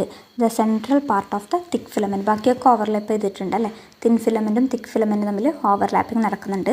അങ്ങനെ ഓവർലാപ്പ് നടക്കാത്ത ആ തിക്ക് ഫിലമെൻറ്റിൻ്റെ സെൻട്രൽ പാർട്ടിനെയാണ് നമ്മൾ എന്തെന്ന് പറയുക? എന്തെന്ന് വിളിക്കുന്നത്? H zone. So I band, A band, A line, M line, sarcomere, H zone, ഇത്രയും കാര്യങ്ങളാണ് ഇപ്പോൾ പറഞ്ഞത്. എല്ലാം മനസ്സിലായില്ലേ? അടുത്തതായിട്ട് നോക്കുന്നുള്ളത്, ഇതുവരെ നമ്മൾ നോക്കിയത് സ്കെൽറ്റൽ മസിലിൻ്റെ സ്ട്രക്ചറാണ്. ഇപ്പോൾ നോക്കാൻ പോകുന്നുള്ളത് ആക്റ്റിൻ ഫിലമെൻറ്റിൻ്റെ സ്ട്രക്ചറാണ്. സ്കെൽറ്റൽ മസിലിൻ്റെ സ്ട്രക്ചറാണ് ഇതുവരെ നോക്കിയത്. ഇപ്പോൾ നോക്കുന്നുള്ളത് ആക്റ്റിൻ ഫിലമെൻറ്റിൻ്റെ സ്ട്രക്ചറാണ്. ഒരു ആക്റ്റിൻ ഫിലമെൻറ്റ് എന്ന് പറയുന്നത് 2 എഫ് ആക്റ്റിൻ ചെയിൻ കൊണ്ട് നിർമ്മിച്ചിട്ടുള്ളതാണ്. എന്താണ്? Each actin filament is made up of 2 F actins helically wound to each other. ഇവിടെ നിങ്ങൾക്ക് ആക്റ്റിൻ ഫിലമെൻറ്റ് എന്ന് പറഞ്ഞിട്ട് മാർക്ക് ചെയ്തിട്ടില്ലേ? അങ്ങനെ 2 എഫ് ആക്റ്റിൻസ് ഉണ്ടാവും. അതിങ്ങനെ ഹെലിക്കലി ചുറ്റിപ്പിടിച്ച് നിന്നിട്ടുണ്ട്. അങ്ങനെ 2 എണ്ണം കൂടി ചേർന്നതാണ് എന്ത് നമ്മൾ പറയാം? ഒരു ആക്റ്റിൻ ഫിലമെൻറ്റ് എന്ന് പറയാം. ഇനി ഈ പറഞ്ഞ ഈച്ച് എഫ് ആക്റ്റിൻ ഉണ്ടല്ലോ, അതായത് 2 എഫ് ആക്റ്റിൻ കൊണ്ടാണ് ഒരു ആക്റ്റിൻ മോളിക്യൂൾ ഉണ്ടാകുന്നത്. ഈ ഓരോ എഫ് ആക്റ്റിനും ഉണ്ടാക്കിയിരിക്കുന്നത് ജി ആക്റ്റിൻസ് എന്ന് പറയുന്ന മോണോമറിക് യൂണിറ്റ്സ് വെച്ചിട്ടാണ്. അതായത് എഫ് ആക്റ്റിൻ എന്ന് പറഞ്ഞാൽ ഒരു പോളിമറാണ്. അങ്ങനെയുള്ള 2 പോളിമർ ചുറ്റിപ്പിടിച്ച് നിൽക്കുന്നതാണ് ഒരു ആക്റ്റിൻ ഫിലമെൻറ്റ് അല്ലേ? അപ്പോൾ ഈ എഫ് ആക്റ്റിൻ എന്ന് വെച്ചാൽ എന്താണ്? ജി ആക്റ്റിൻസ് ആണ്. എഫ് ആക്റ്റിൻസിൻ്റെ മോണോമർ എന്ന് വെച്ചാൽ എന്താണ്? ജി ആക്റ്റിൻ ആണ്. ജി ആക്റ്റിൻ എന്ന് വെച്ചാൽ ഗ്ലോബുലാർ ആക്റ്റിൻ എന്ന് പറയും. അങ്ങനെയുള്ള ഒരുപാട് ഗ്ലോബുലാർ ആക്റ്റിൻസ് കൂടി ചേർന്നിട്ടാണ് എഫ് ആക്റ്റിൻ എന്ന് പറയുന്ന പോളിമർ ഉണ്ടാവുന്നുള്ളത്. സോ മോണോമർ ഏതാണ്? ഗ്ലോബുലാർ ആക്റ്റിൻ അല്ലെങ്കിൽ ജി ആക്റ്റിൻ എന്ന് പറയും. എന്തിൻ്റെ? എഫ് ആക്റ്റിൻ്റെ. എഫ് ആക്റ്റിൻ എന്ന് പറയുമ്പോൾ ഫിലമെൻറ്റസ് ആക്റ്റിൻസ് ആണ് കേട്ടോ. ഫിലമെൻറ്റസ് ആക്റ്റിൻസിൻ്റെ മോണോമർ ഗ്ലോബുലാർ ആക്റ്റിൻസ് അല്ലെങ്കിൽ ജി ആക്റ്റിൻസ്. ഇനി അടുത്തതാണ് ട്രോപ്പോമയോസിൻ. ഈ എഫ് ആക്റ്റിൻസിൻ്റെ കൂടെ തന്നെ നമ്മുടെ ആക്റ്റിൻ ഫിലമെൻറ്റിൽ കാണപ്പെടുന്ന ഒരാളാണ് എന്ത്? Tropomyosin. 2 filaments of another protein tropomyosin. അതൊരു പ്രോട്ടീനാണ്. Also run close to the F actin throughout its length. നമ്മുടെ ഈ ആക്റ്റിൻ്റെ ഫുൾ ലെങ്ത്തിൽ എന്ത് കാണപ്പെടും? ട്രോപ്പോമയോസിൻ എന്ന് പറയുന്ന ഈ പ്രോട്ടീനും കാണപ്പെടുന്നുണ്ട്. എങ്ങനെയാണോ നമ്മുടെ എഫ് ആക്റ്റിൻസ് ഇങ്ങനെ ചുറ്റിയിരിക്കുന്നത്, അതുപോലെ തന്നെ അതിൻ്റെ കൂടെ തന്നെ ആര് കൂടി ഉണ്ടാവും? ഈ ട്രോപ്പോമയോസിൻ എന്ന് പറയുന്ന ഒരു പ്രോട്ടീൻ കൂടി ഉണ്ടാവും. അതും കൂടി ഓർത്ത് വെക്കാം. അപ്പോൾ ചിത്രത്തിനകത്ത് ട്രോപ്പോമയോസിൻ ഒരു ഗ്രീൻ കളറിൽ കാണിച്ചിട്ടില്ലേ? അതുപോലെ അത് ഫുൾ ലെങ്ത്തിൽ കാണപ്പെടും. നെക്സ്റ്റ് ആണെന്ത്? ട്രോപ്പോണിൻ. ട്രോപ്പോണിൻ എന്ന് പറഞ്ഞാലും അതൊരു പ്രോട്ടീനാണ്. A complex protein named troponin is distributed at regular intervals on the tropomyosin. ഈ പറഞ്ഞ ട്രോപ്പോമയോസിൻ്റെ റെഗുലർ ഇൻ്റർവെൽസിൽ എന്ത് കാണപ്പെടും? ഈ ട്രോപ്പോണിൻ എന്ന് പറയുന്ന കോംപ്ലക്സ് കാണപ്പെടും. ഇത് നമ്മളിപ്പോൾ ആക്റ്റിൻ്റെ സ്ട്രക്ചർ പഠിക്കുന്നതുകൊണ്ടാണ് ഇത് ഓരോന്നും പറയുന്നത്. അപ്പോൾ ട്രോപ്പോണിൻ എന്ന് വെച്ചാലും ഒരു പ്രോട്ടീനാണ്. അത് ത്രൂ ഔട്ട് ദ ലെങ്ത്തിൽ കാണപ്പെടില്ല, പക്ഷേ റെഗുലർ ഇൻ്റർവെൽസിൽ ഉണ്ടത്. അതായത് റെഗുലർ ഇൻ്റർവെൽസിൽ അതിങ്ങനെ ഡിസ്ട്രിബ്യൂട്ട് ചെയ്തിട്ടുണ്ട്. ഫുൾ ലെങ്ത്തിൽ അതില്ല, പക്ഷേ ത്രൂ ഔട്ട് അത് ഡിസ്ട്രിബ്യൂട്ടഡ് ആണ്, റെഗുലർ ഇൻ്റർവെൽസിൽ മാത്രം. ഓക്കെ അല്ലേ? അപ്പോൾ ആക്റ്റിൻ്റെ സ്ട്രക്ചർ നമ്മൾ പഠിച്ചു കഴിഞ്ഞു. ട്രോപ്പോണിൻ, ട്രോപ്പോമയോസിൻ, അതുപോലെ തന്നെ എഫ് ആക്റ്റിൻ, ജി ആക്റ്റിൻ, ഇത്രയും കാര്യങ്ങളാണ് ഇതിനകത്ത് വരുന്നുള്ളത്, ആക്റ്റിനകത്ത് വരുന്നുള്ളത്. ഇനി നമ്മൾ നെക്സ്റ്റ് പ്രോട്ടീനിലോട്ട് പോവാണ്. അതാണ് മയോസിൻ. ഈ മയോസിനും നമ്മുടെ ആക്റ്റിനെ പോലെ തന്നെ പോളിമറൈസ്ഡ് പ്രോട്ടീനാണ്. So each myosin filament is also a polymerised protein. നമ്മൾ പറഞ്ഞ ഓരോ മയോസിൻ ഫിലമെൻ്റ് എടുക്കുകയാണെങ്കിലും അതും എന്താണ്? ഒരു പോളിമറൈസ്ഡ് പ്രോട്ടീനാണ്. അതിനും ഒരുപാട് എന്തുണ്ട്? മോണോമേഴ്സ് ഉണ്ട്. നമ്മൾ നേരത്തെ എഫ് ആക്റ്റിൻ, ജി ആക്റ്റിൻ എന്നൊക്കെ പറഞ്ഞ് പഠിച്ചില്ലേ? ഇവിടെ മോണോമേഴ്സ് എന്താണ്? മെറോമയോസിൻസ് എന്ന് പറയും. നമ്മുടെ ഇതാണ് മയോസിൻ്റെ മോണോമറിക് യൂണിറ്റ്സ് ആണെന്ത്? മെറോമയോസിൻസ് എന്ന് പറയുന്നുള്ളത്. That will constitute 1 thick filament. ഒരു തിക്ക് ഫിലമെൻ്റ് ആയിട്ട് അത് ഫോം ചെയ്യും. ഈ മോണോമേഴ്സ്, ഈ മെറോമയോസിൻസ് ഒരു മോണോമറാണ്. അതിങ്ങനെ ജോയിൻ ചെയ്ത് ഒരു പോളിമറായി മാറും. അതൊരു തിക്ക് ഫിലമെൻ്റാണ്. മയോസിനാണല്ലോ thick filament. So many monomeric proteins called meromyosins constitute 1 thick filament. പിന്നെന്താണ്? ഇനി ഈ ഓരോ മെറോമയോസിനും എന്തുണ്ട്? 2 ഇമ്പോർട്ടൻറ്റ് പാർട്സ് ഉണ്ട്. ഓരോ മെറോമയോസിനും എന്തുണ്ട്? 2 ഇമ്പോർട്ടൻറ്റ് പാർട്സ് ഉണ്ട്. അതാണ് ഒന്ന് globular head with short arm called heavy meromyosin. രണ്ട് പാർട്ട് എന്ന് പറയുമ്പോൾ ഒന്ന് ഹെവി മെറോമൈസിനും അടുത്തത് ലൈറ്റ് മെറോമൈസിനും. ഹെവി മെറോമൈസിൻ എന്ന് പറയുമ്പോൾ ഒരു ഗ്ലോബുലാർ ഹെഡ് വിത്ത് ഷോർട്ട് ആം, അതിനെയാണ് ഹെവി മെറോമൈസിൻ എന്ന് പറയാം. പിന്നെ ഒരു ടെയിലാണ്, അതിന് ലൈറ്റ് മെറോമയോസിൻ എന്ന് പറയും. സോ ഈച്ച് മെറോമയോസിൻ, ഈ മെറോമയോസിൻ എന്ന് വെച്ചാൽ എന്താണ്, നമ്മുടെ മോണോമർ അല്ലേ. Each meromyosin has 2 important parts, a globular head with short arm called heavy meromyosin and tail called light meromyosin. അപ്പോൾ ഹെവി മെറോമയോസിനെ നമ്മൾ HMM എന്നെഴുതും, അതുപോലെ തന്നെ ലൈറ്റ് മെറോമയോസിനെ നമ്മൾ LMM എന്നെഴുതും. ഹെവി മെറോമയോസിൻ എന്ന് പറയുമ്പോൾ ഹെഡും അതുപോലെ തന്നെ എന്താണ് ഒരു ഷോർട്ട് ആമും കൂടി അതിനകത്ത് വരും. ലൈറ്റ് മെറോമയോസിൻ എന്ന് പറയുമ്പോൾ ടെയിൽ മാത്രമേ അതിനകത്ത് വരുന്നുള്ളൂ, അതുകൊണ്ടാണ് അത് ലൈറ്റ്. ഓക്കെ, HMM ഉം LMM. ഇനി നമ്മുടെ HMM കോമ്പോണൻറ്റ് പറഞ്ഞില്ലേ, HMM എന്ന് പറയുമ്പോൾ ഹെവി മെറോമയോസിൻ. ആ കോമ്പോണൻറ്റിന് എന്താണ് ഒരു ഹെഡും ഒരു ഷോർട്ട് ആമാണുള്ളത്. അതിനകത്ത് നിങ്ങൾക്ക് കാണപ്പെടുന്നുണ്ടാവും, ആ ഹെഡ് ഇങ്ങനെ പ്രൊജക്റ്റ് ഔട്ട്വേർഡ്സ് ആയിരിക്കും, ഇങ്ങനെ പുറത്തേക്ക് തള്ളി നിൽക്കുന്നതായിരിക്കും. എന്താണ്, the head and short arm projects outwards at regular distance. നമ്മൾ നേരത്തെ ട്രോപ്പോണിൻ പറഞ്ഞില്ലേ, റെഗുലർ ഇൻ്റർവെൽസിൽ കാണപ്പെടുന്നു. അതുപോലെ തന്നെ ഇവിടെ നമ്മൾ പറയുന്നതാണ് HMM കോമ്പോണൻറ്റ്. അത് റെഗുലർ ഇൻ്റർവെൽസിലായിട്ട് ഇങ്ങനെ പ്രൊജക്റ്റ് ഔട്ട് ചെയ്തിട്ടുണ്ടാവും, പുറത്തോട്ട് തള്ളി നിന്നിട്ടുണ്ടാവും. അപ്പോൾ ആ ഇതിനെയാണ്, ആ ഹെഡിനെയും നമ്മുടെ എന്താണ് ആ ഷോർട്ട് ആമിനെയാണ് നമ്മൾ എന്തെന്ന് പറയുക, ക്രോസ് ആം എന്ന് പറയുന്നത്. എന്താണ് HMM കോമ്പോണൻറ്റ്, അതായത് heavy meromyosin component. That is the head and short arm projects outwards at regular distance from the surface of myosin.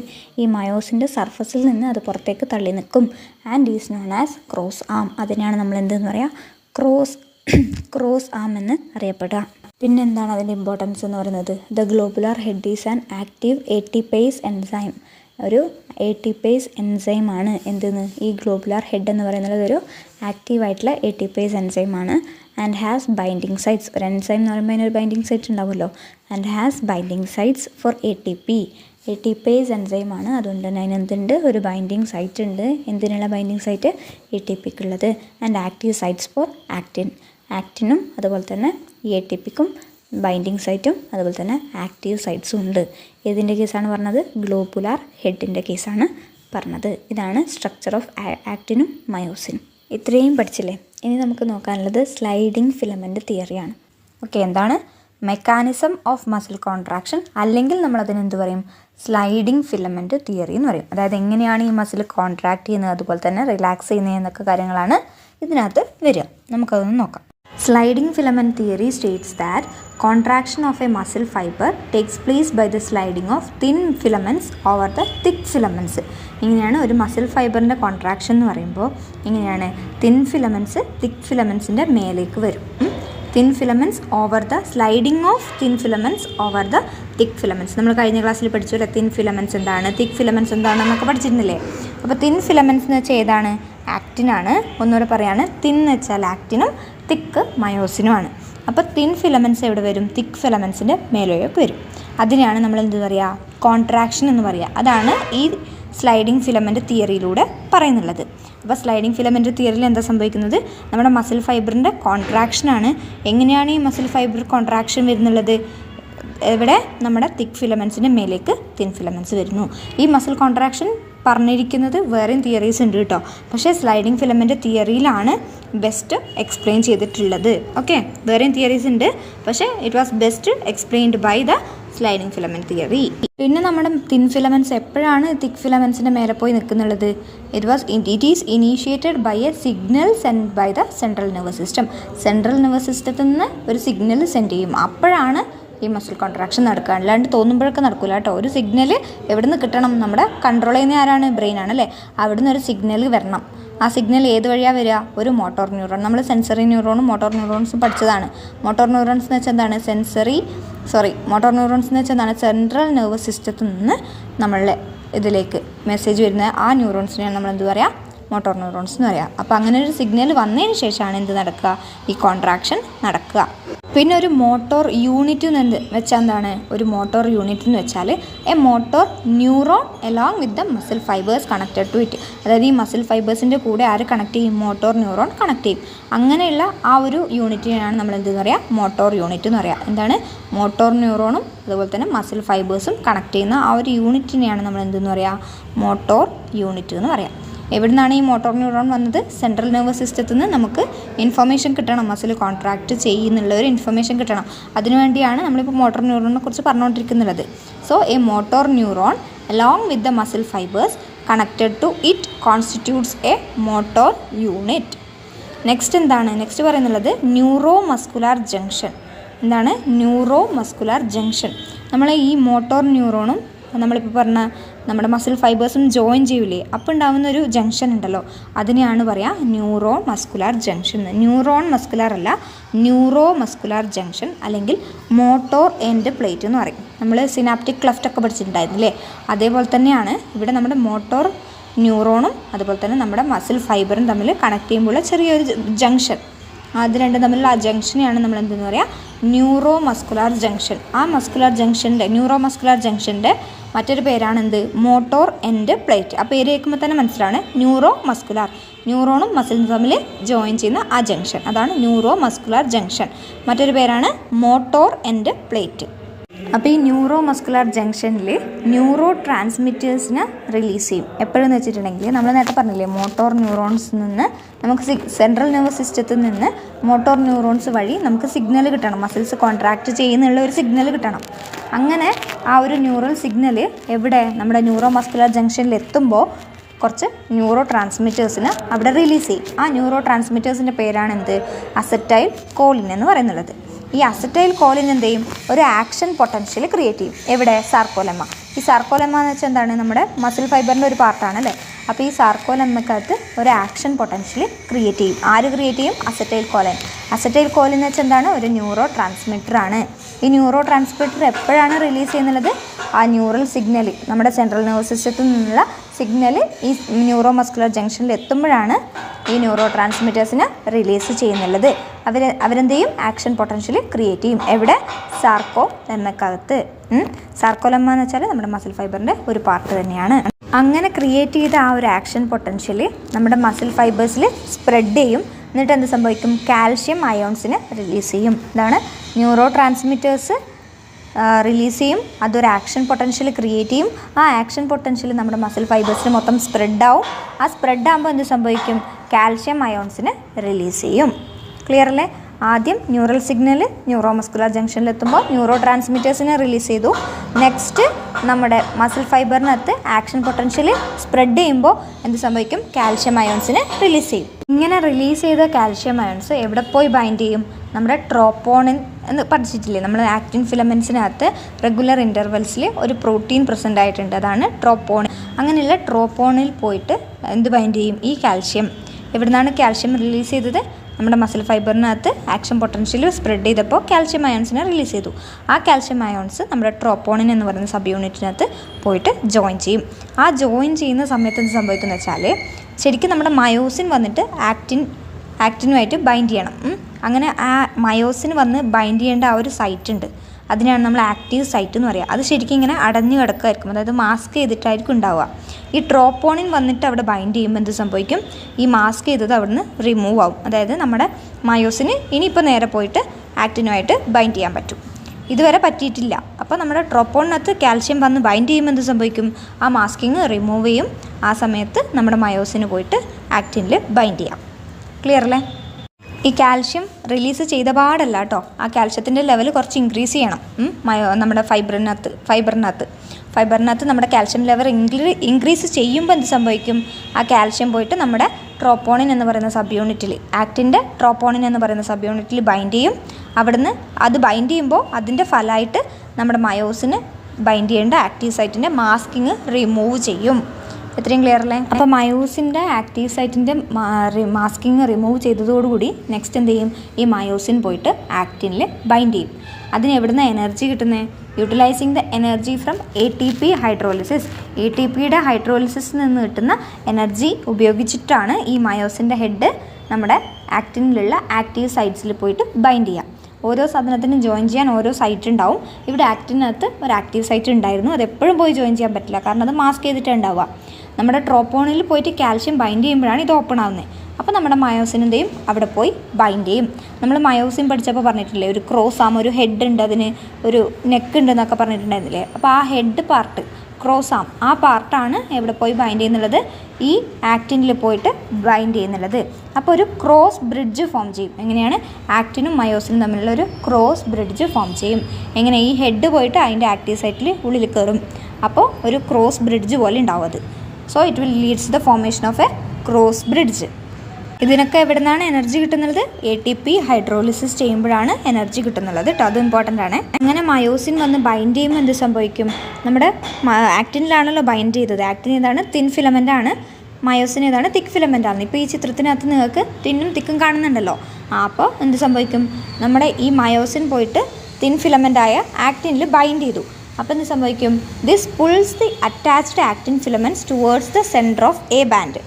Thick filament ആണ് എന്ത്? മയോസിൻ. അത് പോയിട്ട് നമ്മുടെ തിൻ ഫിലമെൻറ്റിലോട്ട് ജോയിൻ ചെയ്യുമ്പോൾ എന്ത് സംഭവിക്കും? നമ്മുടെ ഈ തിൻ ഫിലമെൻറ്റിനെ ആ എ ബാൻഡിൻ്റെ സെൻറ്ററിലോട്ട് പിടിച്ച് വലിക്കും. This will pulls the attached actin filaments towards the A band. A band നിങ്ങൾക്ക് കാണുന്നുണ്ടല്ലോ. അപ്പോൾ അതിൻ്റെ സെൻറ്ററിലോട്ട് നമ്മുടെ ആക്റ്റിൻ ഫിലമെൻറ്റ്സിനെ പിടിച്ച് വലിക്കും. അതാണ് ആദ്യം നടക്കുക. മയോസിൻ നമ്മുടെ ആക്റ്റിനിൽ ബൈൻഡ് ചെയ്യുമ്പോൾ തന്നെ എന്ത് സംഭവിക്കും? ഇതിങ്ങനെ പുൾ ചെയ്യും. നമ്മുടെ ആക്റ്റിനെ എ ബാൻഡിൻ്റെ സെൻറ്ററിലോട്ട് വലിക്കുമ്പോൾ അതിൻ്റെ കൂടെ തന്നെ ആര് കൂടി വരും? ഈ സെഡ് ലൈനും കൂടി വരും. സെഡ് ലൈനൊക്കെ നമ്മൾ കഴിഞ്ഞ ക്ലാസ്സിൽ പഠിച്ചതാണ്. എ ബാൻഡിനൊക്കെ പഠിച്ചതാണ്. അപ്പോൾ എ ബാൻഡിനെ നമ്മൾ എ ബാൻഡിൻ്റെ സെൻറ്ററിലോട്ട് ആക്റ്റിനെ പിടിച്ച് വലിച്ചു. അതിൻ്റെ കൂടെ തന്നെ ആര് വരും? Z line attached to these are also pulled inwards. അപ്പോൾ എന്ത് സംഭവിക്കും? നമ്മുടെ ഈ സാർക്കോമിയറിൻ്റെ ഷോർട്ടനിങ് ആണ് അല്ലേ? നല്ല നീളത്തിൽ കിടക്കുമായിരുന്നു. അപ്പോൾ ഈ ആക്റ്റിനെയും പിടിച്ച് നടുവിലോട്ട് വലിച്ചു. സെഡ് ലൈനും എല്ലാം ഒക്കെ നടുവിലോട്ട് വന്നു. അപ്പോൾ അത് ഷോർട്ടൺ ചെയ്തു അല്ലേ? ചെറുതായി അല്ലേ? അതിനെയാണ് നമ്മൾ എന്തെന്ന് പറയുക? മസിൽ കോൺട്രാക്ഷൻ എന്ന് പറയാം. മനസ്സിലാവുന്നുണ്ടോ? ആക്റ്റിനും മയോസിനും. ഇതിനകത്ത് നിങ്ങൾക്ക് ഓരോ സ്റ്റെപ്പും കാണുന്നുണ്ടോ? ഫസ്റ്റ് സ്റ്റെപ്പിന് എന്താണെന്ന് പറയുന്നത്? Myosin head splits ATP and become reoriented and energised. എന്താണ്? നമ്മുടെ ആദ്യം നമ്മുടെ ATP ഹൈഡ്രോളിസിസ് യൂസ് ചെയ്തുകൊണ്ട് നമ്മുടെ മയോസിൻ്റെ ഹെഡ് പാർട്ട് എവിടെ പോയി ജോയിൻ ചെയ്യണം? ബൈൻഡ് ചെയ്യണം നമ്മുടെ ആക്റ്റീവ് സൈറ്റിനകത്ത്. ഏതിലാണ് ആക്റ്റീവ് സൈറ്റുള്ളത്? ആക്റ്റിനകത്ത് അല്ലേ? അവിടെ പോയി ബൈൻഡ് ചെയ്യണം. എന്നിട്ടൊരു ക്രോസ് ബ്രിഡ്ജ് ഫോം ചെയ്യണം. അങ്ങനെ ഒരു ക്രോസ് ബ്രിഡ്ജ് ഫോം ചെയ്യുമ്പോൾ നമ്മുടെ എ ബാൻഡിൻ്റെ സെൻറ്ററിലോട്ട് നമ്മുടെ ആക്റ്റിനെ പിടിച്ച് വലിക്കും. എ ബാൻഡ് വരുമ്പോൾ സെഡ് ലൈനും അതിൻ്റെ കൂടെ തന്നെ വരും. അങ്ങനെയാണ് ഒരു നമ്മുടെ സാർക്കോമിയർ ഷോർട്ടൺ ആവുന്നുള്ളത്, അതായത് ചെറുതാവുന്നുള്ളത്. അതിനെയാണ് നമ്മൾ എന്തെന്ന് പറയുക? കോൺട്രാക്ഷൻ ഓഫ് ദ മസിൽ എന്ന് പറയാം. കോൺട്രാക്ഷൻ മാത്രം മതിയോ? അല്ലല്ലോ, നമുക്കിനി റിലാക്സേഷനും കൂടി പഠിക്കാനുണ്ട്. അപ്പോഴേ മൊത്തത്തിൽ കംപ്ലീറ്റ് ആവുള്ളൂ. അപ്പോൾ ഈ കോൺട്രാക്റ്റ് ചെയ്തത് തിരിച്ചെല്ലാം പഴയ രൂപത്തിലോട്ട് വരണം. അതിനല്ലേ നമ്മൾ റിലാക്സേഷൻ എന്ന് പറയാം. അപ്പോൾ അതിനുവേണ്ടി ഫസ്റ്റ് എന്ത് ചെയ്യും? ഈ മയോസിൻ എന്ന് പറയുന്നത് myosin releasing the ADP and P1 means phosphate ആണ് കേട്ടോ. ADP എന്ന് വെച്ചാൽ അഡിനോസിൻ ഡൈഫോസ്ഫേറ്റ്. ATP എന്ന് വെച്ചാൽ അഡിനോസിൻ ട്രൈഫോസ്ഫേറ്റ് ആണ്. 3 ഫോസ്ഫേറ്റ് ഉണ്ട്. ADP എന്ന് പറയുമ്പോൾ 2 ഫോസ്ഫേറ്റേ ഉള്ളൂ, പിന്നെ ഒരു ഫോസ്ഫേറ്റ് ഗ്രൂപ്പും. സോ ADPയും ഒരു ഫോസ്ഫേറ്റ് ഗ്രൂപ്പിനെയും ആര് റിലീസ് ചെയ്യും? മയോസിൻ റിലീസ് ചെയ്തിട്ട് അത് പഴയ രൂപത്തിലോട്ട് മാറും. അപ്പോൾ നമ്മൾ നേരത്തെ ആക്റ്റിനിലോട്ട് ബൈൻഡ് ചെയ്തിട്ടല്ലേ ഉണ്ടത്. ഇപ്പോൾ അത് ബൈൻഡ് ചെയ്തിട്ട് മാറി തിരിച്ചു വരും. എങ്ങനെ? ഒരു ADPനെയും ഫോസ്ഫേറ്റിനെയും റിലീസ് ചെയ്തിട്ട് അത് അതിൻ്റെ ഒറിജിനൽ രൂപത്തിലോട്ട് തിരിച്ചു വരും. അങ്ങനെ ADPയും ഒരു ഫോസ്ഫേറ്റും എന്ന് പറഞ്ഞാൽ എന്താണ്? രണ്ടും കൂടുമ്പോൾ ഒരു ATP അല്ലേ? So A new ATP binds and the cross bridge is broken. അതായത് നമ്മുടെ മയോസിൻ ഒരു ADPയും ഫോസ്ഫേറ്റും റിലീസ് ചെയ്യുമ്പോൾ പുതിയൊരു ATP ഉണ്ടാവുന്നു. അത് ബൈൻഡ് ചെയ്യുന്നു. അതോടുകൂടി നമ്മുടെ ക്രോസ് ബ്രിഡ്ജ് അവിടെ ബ്രേക്ക് ചെയ്യുന്നു. ക്രോസ് ബ്രിഡ്ജിലൂടെയാണല്ലോ നമ്മുടെ ആക്റ്റിനും മയോസിനും തമ്മിൽ ബൈൻഡ് ചെയ്തിട്ടുണ്ടായിരുന്നത്. മയോസിൻ പോയി ആക്റ്റിനിൽ ബൈൻഡ് ചെയ്തത് ഒരു ക്രോസ് ബ്രിഡ്ജിലൂടെ അല്ലേ? അത് ബ്രേക്ക് ചെയ്തു. ഇനി എന്താ സംഭവിക്കണ്ടേ? റിലാക്സേഷൻ അല്ലേ? അപ്പോഴാണ് റിലാക്സ്ഡ് സ്റ്റേറ്റിലോട്ട് വരിക. വീണ്ടും ഒരു ATP നമ്മുടെ മയോസിന് പോയി ഒരു ATPനെ ഹൈഡ്രോളിസ് ചെയ്യും. ആ എനർജി യൂസ് ചെയ്തിട്ട് ഒരു ക്രോസ് ബ്രിഡ്ജ് ഫോം ചെയ്യും. ആ സൈക്കിൾ ഇങ്ങനെ കണ്ടിന്യൂ ചെയ്തുകൊണ്ടേയിരിക്കും. റിലാക്സേഷൻ കോൺട്രാക്ഷൻ എന്ന് പറഞ്ഞിട്ട് ആ സൈക്കിൾ ഇങ്ങനെ കണ്ടിന്യൂ ചെയ്തുകൊണ്ടേയിരിക്കും. The cycle of cross bridge formation and breakage is repeated causing further sliding. ഓരോ പ്രാവശ്യം ഈ ഫോർമേഷൻ അത് ക്രോസ് ബ്രിഡ്ജ് ഫോം ചെയ്യുമ്പോഴും അതുപോലെ തന്നെ ബ്രേക്ക് ചെയ്യുമ്പോഴും ഈ സ്ലൈഡിങ് നടന്നുകൊണ്ടേയിരിക്കും. മനസ്സിലായില്ലേ? ഇനി നമ്മൾ ഈ പ്രോസസ്സ് ഏതുവരെ കണ്ടിന്യൂ ചെയ്യും? ഈ പ്രോസസ്സ് കണ്ടിന്യൂ ചെയ്യുന്നത് വെച്ചാൽ നമ്മൾ നേരത്തെ പറഞ്ഞില്ലേ കുറേ കാൽഷ്യം അയൺസിനെ റിലീസ് ചെയ്തു എന്ന്. ആ കാൽഷ്യം അയൺസിനെയൊക്കെ നമുക്ക് സാർക്കോപ്ലാസ്മിക് സിസ്റ്റർനയിലോട്ട് പമ്പ് ബാക്ക് ചെയ്യണം. അതായത് തിരിച്ചു വിടണം. ഇങ്ങോട്ടേക്ക് നമ്മുടെ കാൽഷ്യം അയോൺസിനെ സാർക്കോപ്ലാസ്മിക് സിസ്റ്റർനയിലോട്ട് തിരിച്ചു വിടണം. അപ്പോൾ കാൽഷ്യം എവിടെയാണ് ഇപ്പോൾ ബൈൻഡ് ചെയ്തിട്ടുള്ളത്? ട്രോപ്പോണിൻ അല്ലേ? അപ്പോൾ ട്രോപ്പോണിൽ നിന്ന് കാൽഷ്യം പോകുമ്പോൾ എന്ത് സംഭവിക്കും? വീണ്ടും നമ്മുടെ മയോസിൻ്റെ ആക്റ്റീവ് സൈറ്റ് മാസ്ക് ചെയ്യും, അടച്ചു വെക്കും. ഇനി അങ്ങോട്ട് നമ്മുടെ മയോസിന് കയറാൻ പറ്റില്ല. അതുവരെ ഈ സ്ലൈഡിങ് നടന്നുകൊണ്ടേയിരിക്കും. മനസ്സിലായില്ലേ? അപ്പോൾ നമ്മുടെ എ ബാൻഡിൻ്റെയും സെഡ് ലൈൻ്റെയും കാര്യങ്ങൾ നമ്മൾ നേരത്തെ പറഞ്ഞിട്ടുണ്ടായിരുന്നില്ലേ? അപ്പോൾ നേരത്തെ നമ്മൾ എന്താ പറഞ്ഞത്, സെഡ് ലൈനിനെ നമ്മൾ ഇങ്ങോട്ട് കൊണ്ടുവരും അല്ലേ, സെൻറ്ററിലോട്ട് കൊണ്ടുവരും, എ ബാൻഡിൻ്റെ സെൻറ്ററിലോട്ട് കൊണ്ടുവരും. അപ്പോൾ ഇവിടെ നമ്മുടെ ഈ റിലാക്സേഷൻ്റെ ടൈമിൽ, അതായത് കാൽഷ്യം അയൺസൊക്കെ തിരിച്ചു പോയി, നമ്മുടെ ട്രോപ്പോണിൽ നിന്ന് കാൽഷ്യം ബൈൻഡ് ചെയ്തിട്ടുണ്ടായ കാൽഷ്യം അയൺസൊക്കെ തിരിച്ചു പോയി, മയോസിൻ്റെ ആക്റ്റീവ് സൈറ്റ് പിന്നെയും മാസ്ക് ചെയ്തു, മയോസിന് അവിടെ ക്രോസ് ബ്രിഡ്ജ് ഫോം ചെയ്യാൻ പറ്റാണ്ടായി. അങ്ങനത്തെ ഒരു സമയമാകുമ്പോൾ എന്ത് സംഭവിക്കും, നമ്മുടെ സെഡ് ലൈനും അതിൻ്റെ ഒറിജിനൽ പൊസിഷനിലോട്ട് വരും. അതിനെയാണ് നമ്മൾ അപ്പോഴാണ് റിലാക്സേഷൻ ടൈമിൽ എന്താണ്, നമ്മുടെ സെഡ് ലൈൻ നോർമൽ പൊസിഷനിലാണ് ഉള്ളത്. ഇനി അതിനെ നമ്മൾ സെൻറ്ററിലോട്ട് പിടിച്ച് വലിക്കുമ്പോഴാണ് എന്ത് സംഭവിക്കുന്നുള്ളത്, കോൺട്രാക്ഷൻ നടക്കുന്നുള്ളത്. ക്ലിയർ അല്ലേ? അപ്പോൾ റിലാക്സേഷൻ്റെ സമയത്ത് നമ്മുടെ സെഡ് ലൈൻ നോർമൽ പൊസിഷനിലെത്തി, മയോസിനും അതുപോലെ തന്നെ ക്രോസ് ബ്രിഡ്ജ് ഫോർമേഷനൊക്കെ ബ്രേക്ക് ചെയ്തിട്ട് നോർമൽ പൊസിഷനിലേക്ക് എത്തും. പിന്നെ ഈ റിയാക്ഷൻ ടൈം ഉണ്ടല്ലോ, ഇതെല്ലാത്തിലും ഒരുപോലെ ആയിരിക്കില്ല കേട്ടോ. ഓരോ മസിൽസിനും ഡിഫറെൻറ്റ് ടൈമിലാണ് ഈ റിയാക്ഷൻസ് നടക്കുക. നമ്മളെന്താ പറഞ്ഞത്, ഈ കോൺട്രാക്ഷൻ്റെയും റിലാക്സേഷൻ്റെയും കാര്യമാണ് പറഞ്ഞത്. എല്ലാ മസിലും ഒരുപോലെ അല്ല, ഒരേ ടൈം അല്ല കേട്ടോ, ഡിഫറെൻ്റ് ആണ്. നമുക്കിനി ഇത് മൊത്തത്തിൽ കൂടി ഒന്ന് പറയുകയാണെങ്കിൽ, ആദ്യം നമ്മളെന്താ പറഞ്ഞത്, നമുക്കൊരു ന്യൂറോ മസ്കുലർ ജംഗ്ഷൻ ഉണ്ട്. ആ ന്യൂറോ മസ്കുലർ ജംഗ്ഷനിൽ ആര് എത്തും, ന്യൂറൽ സിഗ്നൽസ് എത്തുമ്പോൾ നമ്മുടെ ന്യൂറോ ട്രാൻസ്മിറ്റേഴ്സിനെ നമ്മൾ റിലീസ് ചെയ്യും അല്ലേ. ആ ന്യൂറോ ട്രാൻസ്മിറ്റേഴ്സ് റിലീസ് ചെയ്യുമ്പോൾ അവരെന്ത് ചെയ്യും, ഒരു ആക്ഷൻ പൊട്ടൻഷ്യൽ ക്രിയേറ്റ് ചെയ്യും. ആ ആക്ഷൻ പൊട്ടൻഷ്യൽ ക്രിയേറ്റ് ചെയ്യുമ്പോൾ എന്താണ്, അത് നമ്മുടെ മസിൽ ഫൈബറിൽ മൊത്തം സ്പ്രെഡ് ആവും. എന്നിട്ടൊരു കാൽഷ്യം അയോൺസിനെ, ഒരു കാൽഷ്യം അല്ല ഒരുപാട് കാൽഷ്യം അയോൺസിനെ റിലീസ് ചെയ്യും. അങ്ങനെ റിലീസ് ചെയ്ത കാൽഷ്യം അയൺസ് എന്ത് ചെയ്യും, നമ്മുടെ ആക്റ്റിൻ ഫിലമെൻസിലെ ട്രോപ്പോണിൻ എന്ന് പറയുന്ന സബ് യൂണിറ്റിൽ പോയിട്ട് ബൈൻഡ് ചെയ്യും. അങ്ങനെ ബൈൻഡ് ചെയ്യുമ്പോൾ എന്താ സംഭവിക്കുന്നത്, നമ്മുടെ മയോസിൻ്റെ ആക്റ്റീവ് സൈറ്റ് അതുവരെ മാസ്ക് ചെയ്തിട്ടായിരുന്നു. ഈ നമ്മുടെ കാൽഷ്യം പോയി അവിടെ ബൈൻഡ് ചെയ്യുന്നതോടുകൂടി നമ്മുടെ മയോസിൻ്റെ ആക്റ്റീവ് സൈറ്റ് ഓപ്പൺ ചെയ്ത് വരും. അപ്പോൾ മയോസിൻ റെഡി അല്ലേ, മയോസിൻ പെട്ടെന്ന് പോയിട്ട് അവിടെ ബൈൻഡ് ചെയ്യും. അപ്പോൾ എന്താ ഫോം ചെയ്തേ, ഒരു ക്രോസ് ബ്രിഡ്ജ് ഫോം ചെയ്തു. ക്രോസ് ബ്രിഡ്ജ് ഫോം ചെയ്യുമ്പോൾ നമ്മുടെ എ ബാൻഡിൻ്റെ സെൻറ്ററിലോട്ട് നമ്മുടെ ആക്റ്റിൻ ഫിലമെൻസിനെ പിടിച്ച് വലിക്കും. അപ്പോൾ എന്താണ്, അതിൻ്റെ കൂടെ തന്നെ സെഡ് ലൈനും കൂടെ വരും. അപ്പോൾ നമ്മുടെ മസിലിൻ്റെ സാർക്കോമിയർ എന്ന് പറയുന്നത് ഷോർട്ടൺ ആയി, ചെറുതായി, അതായത് മസിൽ കോൺട്രാക്ഷൻ സംഭവിച്ചു. നെക്സ്റ്റ് റിലാക്സേഷൻ ആണ്. ആദ്യം നമ്മുടെ മയോസിൻ ഒരു ATPനെ ഹൈഡ്രോലൈസ് ചെയ്തിട്ടുണ്ടായിരുന്നു. അപ്പോൾ എന്നിട്ട് ആ എനർജി യൂസ് ചെയ്തിട്ടാണ് ബൈൻഡ് ചെയ്തത് അല്ലേ. ഇവിടെ നമ്മുടെ റിലാക്സേഷൻ്റെ ടൈമിൽ എന്താണ്, മയോസിൻ ഒരു ADPനെയും അതുപോലെ തന്നെ ഫോസ്ഫേറ്റിനെയും റിലീസ് ചെയ്തിട്ട് അതിൻ്റെ റിലാക്സ്ഡ് സ്റ്റേറ്റിലോട്ട് പോവും. അപ്പോൾ ഒരു ന്യൂ ATP ഫോം ചെയ്യും. അത് എന്താണ്, ക്രോസ് ബ്രിഡ്ജിനെ ബ്രേക്ക് ചെയ്യും. പിന്നെ എന്താണ്, വീണ്ടും ഒരു ATPനെ നമ്മുടെ മയോസിനെ ഹൈഡ്രോലൈസ് ചെയ്യും. എന്നിട്ട് ആ എനർജി യൂസ് ചെയ്ത് വീണ്ടും ഒരു ക്രോസ് ബ്രിഡ്ജ് ഫോം ചെയ്യും. അങ്ങനെ ഈ സൈക്കിള് കണ്ടിന്യൂ ചെയ്തുകൊണ്ടേയിരിക്കും. ഇതാണ് നമ്മളിപ്പോൾ പറഞ്ഞുകൊണ്ടിരുന്നത് sliding filament theory. Sliding filament theory complete ആയിട്ടുണ്ട്. സിമ്പിൾ അല്ലേ. നെക്സ്റ്റ് നമുക്ക് നോക്കാനുള്ളതാണ് ജോയിൻറ്റ്സ്. എന്താണ് ജോയിൻറ്റ്, നിങ്ങൾ കേട്ടിട്ടുണ്ടാവും അല്ലേ, നമ്മുടെ മലയാളത്തിൽ സന്ധികൾ എന്നൊക്കെ പറയും. അതായത് രണ്ട് ബോൺസ് തമ്മിൽ ജോയിൻ ചെയ്യുന്ന ആ ഒരു പ്രദേശം, അതിനാണ് നമ്മൾ ജോയിൻറ്റ് എന്ന് പറയാം. രണ്ട് ബോൺസ് മാത്രമാണോ, അല്ല, ഒരു ബോണും ഒരു കാർട്ടിലേജും തമ്മിൽ ജോയിൻ ചെയ്യുന്ന ആ ഒരു ഭാഗത്തിനെ നമ്മൾ എന്തെന്ന് പറയും, ജോയിൻറ്റ് എന്ന് പറയും. ജോയിൻറ്റിൻ്റെ ഡെഫിനിഷൻ നോക്കുകയാണെങ്കിൽ the place of articulation, okay, the place of articulation between 2 or more bonds or between bone and cartilage is known as joint. ഇപ്പോൾ പറഞ്ഞ പോലെ തന്നെ രണ്ടോ അതിലധികമോ ബോൺസ് ജോയിൻ ചെയ്യുന്ന ആ ഒരു പ്ലേസിനെയാണ് നമ്മൾ ജോയിൻറ്റ്സ് എന്ന് പറയാം. അല്ലെങ്കിൽ ബോണും വേറൊരു കാർട്ടിലേജുമായിട്ട് ജോയിൻ ചെയ്യുന്ന ആ ഒരു പ്ലേസിനെയാണ് നമ്മൾ എന്തെന്ന് പറയാം, ജോയിൻറ്റ്സ് എന്ന് പറയാം. ഈ ജോയിൻറ്റ്സ് എന്ന് പറയുന്നത് ഡിഫറെൻറ്റ് ടൈപ്സ് ഉണ്ട് കേട്ടോ.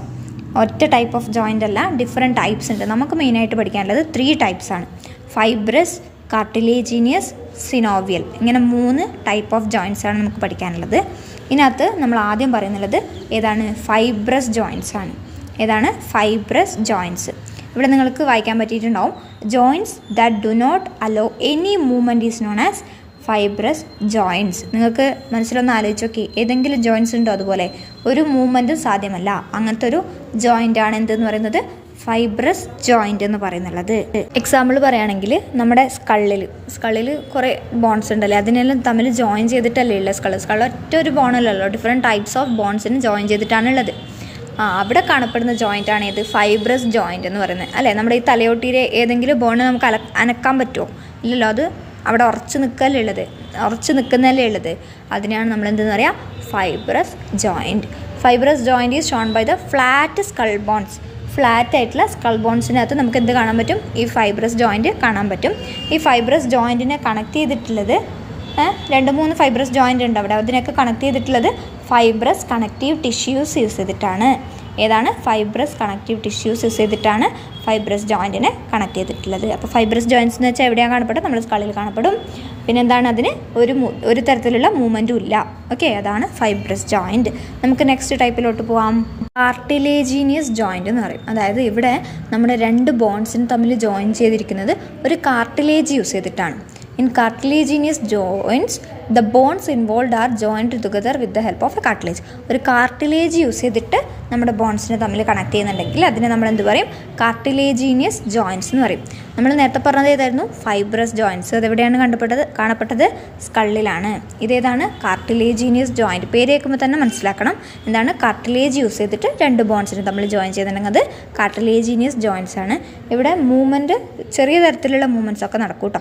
ഇപ്പോൾ ഉദാഹരണത്തിന് നമ്മുടെ വെർട്ടിബ്രൽ കോളത്തിൽ ഉള്ള ജോയിൻ്റ് എന്ന് പറയുന്നത് കാർട്ടിലേജീനിയസ് ജോയിൻ്റ് ആണ്.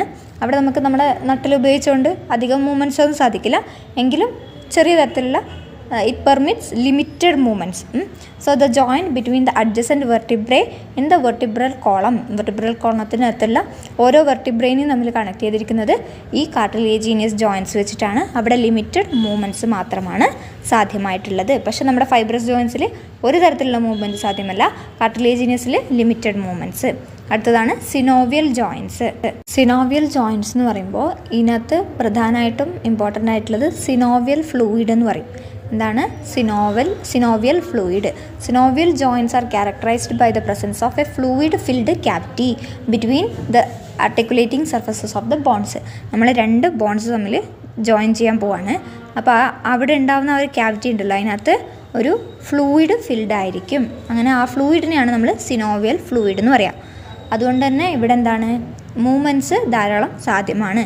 ഫോർ എക്സാമ്പിൾ നമ്മുടെ കാൽമുട്ട്, കൈമുട്ട് ഇതൊക്കെ പറയുന്നില്ലേ, ഇവിടെയൊക്കെ മൂവ്മെൻറ്റ് സാധ്യമല്ലേ. അപ്പോൾ ഇവിടെയൊക്കെ എന്തുണ്ട്, ഒരു ഫ്ലൂയിഡ് ഉണ്ട്. ആ ഫ്ലൂയിഡിൻ്റെ പേരെന്താണ്? Synovial fluid. അത് നമ്മുടെ ബോൺസിൻ്റെ ഫ്രിക്ഷനൊക്കെ കുറയാൻ വേണ്ടിയിട്ടാണ് ആ ഫ്ലൂയിഡ് അവിടെ പ്രസൻ്റ് ആയിട്ടുള്ളത് നമ്മുടെ മൂവ്മെൻറ്റ് നടക്കുമ്പോൾ. സോ അത്തരം ഫ്ലൂയിഡ് ഉള്ളതുകൊണ്ട് തന്നെ മൂവ്മെൻറ്റ്സ് നമ്മുടെ ഫൈബ്രസ് ജോയിൻറ്റിനെ സംബന്ധിച്ച്, അതുപോലെ തന്നെ നമ്മൾ പറഞ്ഞ സെക്കൻഡ് ടൈപ്പ് കാർട്ടിലേജീനിയസ് ജോയിൻറ്റ്സിനേക്കാളും കൂടുതൽ മൂവ്മെൻറ്റ്സ് ഏതിൽ സാധ്യമാണ്? സിനോവിയൽ ജോയിൻറ്റ്സിൽ സാധ്യമാണ്. സിനോവിയൽ ഫ്ലൂയിഡാണ് ഏറ്റവും ഇമ്പോർട്ടൻ്റ് ആയിട്ട് ഇവിടെ വരുന്നുള്ളത്. സിനോവിയൽ ജോയിൻറ്റിന് എക്സാമ്പിൾ പറയുകയാണെങ്കിൽ ball and socket joint. Ball and socket joint നിങ്ങൾ കേട്ടിട്ടുണ്ടാവും അല്ലേ? നമ്മുടെ ഷോൾഡറിനകത്തുള്ള ആ ഒരു ജോയിൻറ്റ്. നമുക്ക് ഷോൾഡർ നമ്മളിങ്ങനെ 360 ഡിഗ്രി കറക്കാൻ പറ്റും അല്ലേ? അപ്പോൾ അത് എന്തുകൊണ്ടാണ്? ഈ ഫ്ലൂയിഡ് അവിടെ പ്രസൻ്റ് ആയിട്ടുള്ളത് കൊണ്ടാണ്. ഷോൾഡർ ജോയിൻറ്റ് അല്ലെങ്കിൽ ബോൾ ആൻഡ് സോക്കറ്റ് ജോയിൻറ്റ് അത് ഒരു ടൈപ്പ് ഓഫ് സിനോവിയൽ ജോയിൻ്റ് ആണ്, അല്ലെങ്കിൽ സിനോവിയൽ ജോയിൻറ്റിൻ്റെ ഒരു എക്സാമ്പിളാണ്. പിന്നെ ഒന്നാണ് നമ്മുടെ ഹിപ്പ് ജോയിൻറ്റ്. നമുക്ക് നമ്മുടെ ഹിപ്പ് അരയിലുള്ള ആ ബോൺസ് അത് ഉപയോഗിച്ച് നമുക്ക് മൂവ്മെൻറ്റ് സാധ്യമല്ലേ, നമുക്ക് അതിങ്ങനെ കറക്കാൻ പറ്റുന്നുണ്ടല്ലോ. അപ്പോൾ അതും എന്താണ്, നമ്മുടെ ഈ സിനോവിയൽ ജോയിൻറ്റിന് എക്സാമ്പിളാണ്. പിന്നൊന്നാണ് എന്ത്, ഹിഞ്ച് ജോയിൻറ്റ് എന്ന് പറയും. എന്താണ് ഹിഞ്ച് ജോയിൻറ്റ്? ഇവിടെ നമുക്ക് 2 എന്ന് മാർക്ക് ചെയ്തിട്ട് കാണാൻ പറ്റുന്നുണ്ടാവും. ഹിഞ്ച് ജോയിൻറ്റ് എന്ന് വെച്ചിട്ടുണ്ടെങ്കിൽ എന്താണ്, നമ്മുടെ കൈമുട്ടിലും കാൽമുട്ടിലൊക്കെ കാണപ്പെടുന്ന ആ ഒരു ജോയിൻറ്റിനാണ് നമ്മൾ ഹിഞ്ച് ജോയിൻറ്റ് എന്ന് പറയുക. ഇവിടെ ബോൾ ആൻഡ് സോക്കറ്റ് ജോയിൻറ്റ് 5 എന്ന് മാർക്ക് ചെയ്തിട്ട് കാണപ്പെടുന്നുണ്ട്. അത് നമ്മുടെ ഹിപ്പ് ജോയിൻ്റ് ആണ് കേട്ടോ. ഹിപ്പല്ല, നമ്മുടെ കാലിൻ്റെ അവിടെ വരുന്നതാണ് കേട്ടോ. പിന്നെന്താണ് പൈവറ്റ് ജോയിൻറ്റ്.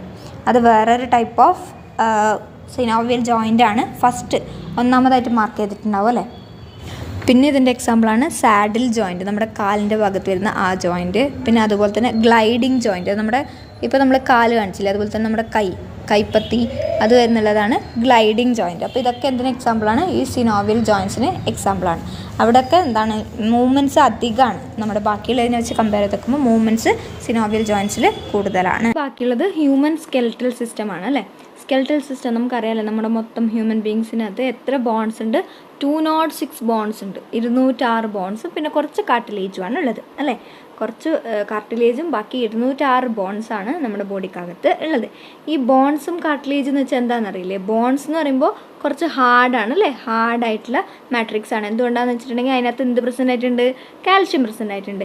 പിന്നെ നമ്മൾ പറഞ്ഞ കാർട്ടിലേജ് ആണെങ്കിൽ അതിനകത്ത് കോൺട്രോയിറ്റിൻ സാൾട്ട്സ് ആണ് പ്രസൻ്റ് ആയിട്ടുള്ളത്. അതുകൊണ്ട് കുറച്ച് എന്താണ്, സ്ലൈറ്റ്ലി പ്ലയബിൾ ആണ്. അതായത് അത്രയ്ക്ക് അങ്ങോട്ട് എന്താണ്, ഹാർഡല്ല നമ്മുടെ ബോണിൻ്റെ അത്രയും. പിന്നെ നമുക്കറിയാമല്ലോ സ്കെൽറ്റൽ സിസ്റ്റത്തിൻ്റെ ഇമ്പോർട്ടൻസ് ഒക്കെ നമുക്കറിയാം. എന്താണ്, വിത്തൗട്ട് സ്കെൽറ്റൽ സിസ്റ്റം നമുക്ക് എങ്ങനെയാണ് നമ്മൾ ജീവിക്കുക എന്നൊക്കെ ഒന്ന് ആലോചിച്ച് നോക്കിയാൽ മതി. അതൊക്കെയാണ് ഇത് ഇത്രയും പാർട്ടിൽ പറഞ്ഞിട്ടുള്ളത്. അതായത് ബോൺസ് ഇല്ലാതെ നമ്മളെങ്ങനെയാണ് ഫുഡ് കഴിക്കുന്നതെന്നൊന്ന് ആലോചിച്ച് നോക്കുക. അതുപോലെ തന്നെ കാലിലുള്ള ബോൺസ് ഒന്നും ഇല്ലാണ്ട് നമ്മൾ നടക്കുന്നതൊക്കെ ഒന്ന് ആലോചിച്ച് നോക്കുക. അപ്പോൾ അതൊക്കെ വെച്ചിട്ട് നമുക്ക് സ്കെൽറ്റൽ സിസ്റ്റത്തിൻ്റെ ഇമ്പോർട്ടൻസ് മനസ്സിലായി. അങ്ങനെ 206 ബോൺസാണ് നമ്മുടെ ബോഡിക്കകത്തുള്ളത്. പിന്നെ കുറച്ച് കാർട്ടിലേജും പ്രസൻ്റ് ആയിട്ടുണ്ട്. ഈ പറഞ്ഞിരിക്കുന്ന 206 ബോൺസിനെ നമ്മൾ 2ആയി ക്ലാസിഫൈ ചെയ്തു. ഏതൊക്കെയാണ്? ആക്സിയൽ ബോണും അപ്പൻഡിക്കുലാർ സ്കെൽറ്റണും. ഏതൊക്കെയാണ്? ആക്സിയൽ സ്കെൽറ്റണും അപ്പൻഡിക്കുലാർ സ്കെൽറ്റണും. ഇതിനകത്ത് ആക്സിയൽ സ്കെൽറ്റൺ എന്ന് പറയുമ്പോൾ അതിനകത്ത് ഈ 206 80 വരുന്നുള്ളത് നമ്മുടെ ആക്സിയൽ സ്കെൽറ്റണിനകത്താണ്. എത്രയാണ്? ആദ്യത്തെ 80 വരുന്നുള്ളത് ആക്സിയൽ സ്കെൽറ്റണിനകത്താണ്. അതായത് മെയിൻ ആക്സിസിലേക്ക് നമ്മുടെ സ്കള്ള്, നമ്മുടെ വെർട്ടിബ്രൽ കോളം, സ്റ്റേർണം, റിബ്സ് ഇവിടെയൊക്കെ വരുന്നുള്ള ആ ബോൺസിനൊക്കെയാണ് നമ്മൾ എന്താ പറയുക? ആക്സിയൽ സ്കെൽറ്റൺ എന്ന് പറയാം. എത്ര എണ്ണം ഉണ്ട്? 80 ഉണ്ട്.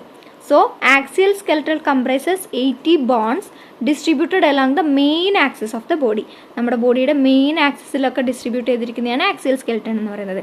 ഏതൊക്കെയാണ്? നമ്മുടെ സ്കള്ളുണ്ട്, വെർട്ടിബ്രൽ കോളം ഉണ്ട്, സ്റ്റേർണം ഉണ്ട്, റിബ്സ് ഉണ്ട്, ഇതൊക്കെ ഉണ്ട്. നമുക്കിനി ഇത് ഓരോന്നിനെയും പഠിക്കണം. അപ്പോൾ ടോട്ടൽ ആക്സിയൽ സ്കെൽറ്റണിൽ 80 ഉള്ളത്. ഇനി നമ്മൾ നോക്കുന്നുള്ളത് നമ്മുടെ സ്കള്ളാണ്. ഇതിവിടെ ഫിഗർ കാണുന്നുണ്ടല്ലേ? ഈ സ്കള്ളിനകത്ത് നമുക്ക് ഈ 80 22 നമ്മുടെ സ്കള്ളിലേക്ക് പോയി. ഈ സ്കള്ളിൽ എത്രയുണ്ട്? 22 ബോൺസ് ഉണ്ട്. ഈ സ്കള്ളിലുള്ള ബോൺസിന് തന്നെ നമ്മൾ ക്രേനിയൽ ബോൺസെന്നും ഫേഷ്യൽ ബോൺസെന്നും പറഞ്ഞ് 2 ആക്കിയിട്ടുണ്ട്. ഏതാണ്? ക്രേനിയലും ഫേഷ്യലും. ക്രേനിയൽ എന്ന് പറയുമ്പോൾ നമ്മുടെ എന്താണ്? ബ്രെയിനിനെ കവർ ചെയ്ത് നിൽക്കുന്ന ആ ഔട്ടർ കവറിങ്ങിനെയാണ് നമ്മൾ എന്തെന്ന് പറയുക? ക്രേനിയൽ ബോൺസ് എന്ന് പറയാം. ഫേഷ്യൽ എന്ന് പറയുമ്പോൾ നമ്മളെ ഫ്രണ്ട് സൈഡിൽ വരുന്നതിനെയാണ് നമ്മൾ ഫേഷ്യൽ എന്ന് പറയാം. അപ്പോൾ ഈ 22 8 ക്രേനിയൽ ബോൺസും 14 ഫേഷ്യൽ ബോൺസുമാണ് വരുന്നുള്ളത്. 8 ക്രേനിയൽ ബോൺസും 14 ഫേഷ്യൽ ബോൺസുമാണ് വരുന്നുള്ളത്. അപ്പോൾ ടോട്ടൽ 22. ആ 22 തന്നെ നമ്മൾ ക്രേനിയലും ഫേഷ്യലും ആക്കി. അതിനകത്ത് ക്രേനിയലിൽ എത്രയാണ്? 8 ബോൺസ് നമ്മുടെ ബ്രെയിനിനെ കവർ ചെയ്ത് നിൽക്കുന്നു. ബാക്കി 14 ബോൺസ് നമ്മുടെ ഫേഷ്യൽ ബോൺസിൽ വരുന്നതാണ്. പിന്നെ ഒരു യു ഷേപ്പ്ഡ് ബോണ്ട്, അതിനാണ് നമ്മൾ ഹയോയിഡ് ബോൺ എന്ന് പറയാം. അതും നമ്മുടെ ഏതിനകത്ത് വരുന്നതാണ്? സ്കള്ളിനകത്തേക്ക് വരുന്നതാണ്. അപ്പോൾ ഇത്രയുമാണ് നമ്മുടെ സ്കൾ ബോൺസിൽ വരുന്നുള്ളത്. ഇനി ഇയറിൻ്റെ കേസ് പറയുകയാണെങ്കിൽ നമ്മുടെ ചെവി അല്ലേ, അതിനകത്ത് എത്രയുണ്ട്? 2 ചെവിയുണ്ട് അല്ലേ? ഏതല്ല, 2 ചെവിയുണ്ട്. അപ്പോൾ ഈച്ച് മിഡിൽ എയർ എടുക്കുകയാണെങ്കിൽ അതിനകത്ത് 3 ബോൺസ് ഉണ്ട്. ഏതൊക്കെയാണ്? മാലിയസ് ഇൻകസ് സ്റ്റേപ്സ് എന്ന് പറഞ്ഞാൽ 3 ബോൺസ് നമ്മുടെ ഇയറിനകത്തുണ്ട്. ഇതിനെ 3 ഒന്നിച്ച് കൂടിയിട്ട് നമ്മൾ എന്ത് വിളിക്കും? ഇയർ ഓസിക്കിൾസ് എന്ന് വിളിക്കും. അപ്പോൾ ടോട്ടൽ 80 ആക്സിയൽ ബോൺസിനകത്ത് പറഞ്ഞിട്ടുള്ളത്. അതിനകത്ത് 22 നമ്മുടെ സ്കള്ളിൽ നമ്മൾ പഠിച്ചു അല്ലേ. നെക്സ്റ്റ് ഇനി നമ്മൾ ആരിലേക്ക് പോവാണ്? വെർട്ടിബ്രൽ കോളത്തിലേക്ക് പോവാണ്. എന്താണ്? Vertebral column. ഫിഗർ കാണുന്നുണ്ടല്ലോ വെർട്ടിബ്രൽ കോളത്തിൻ്റെ.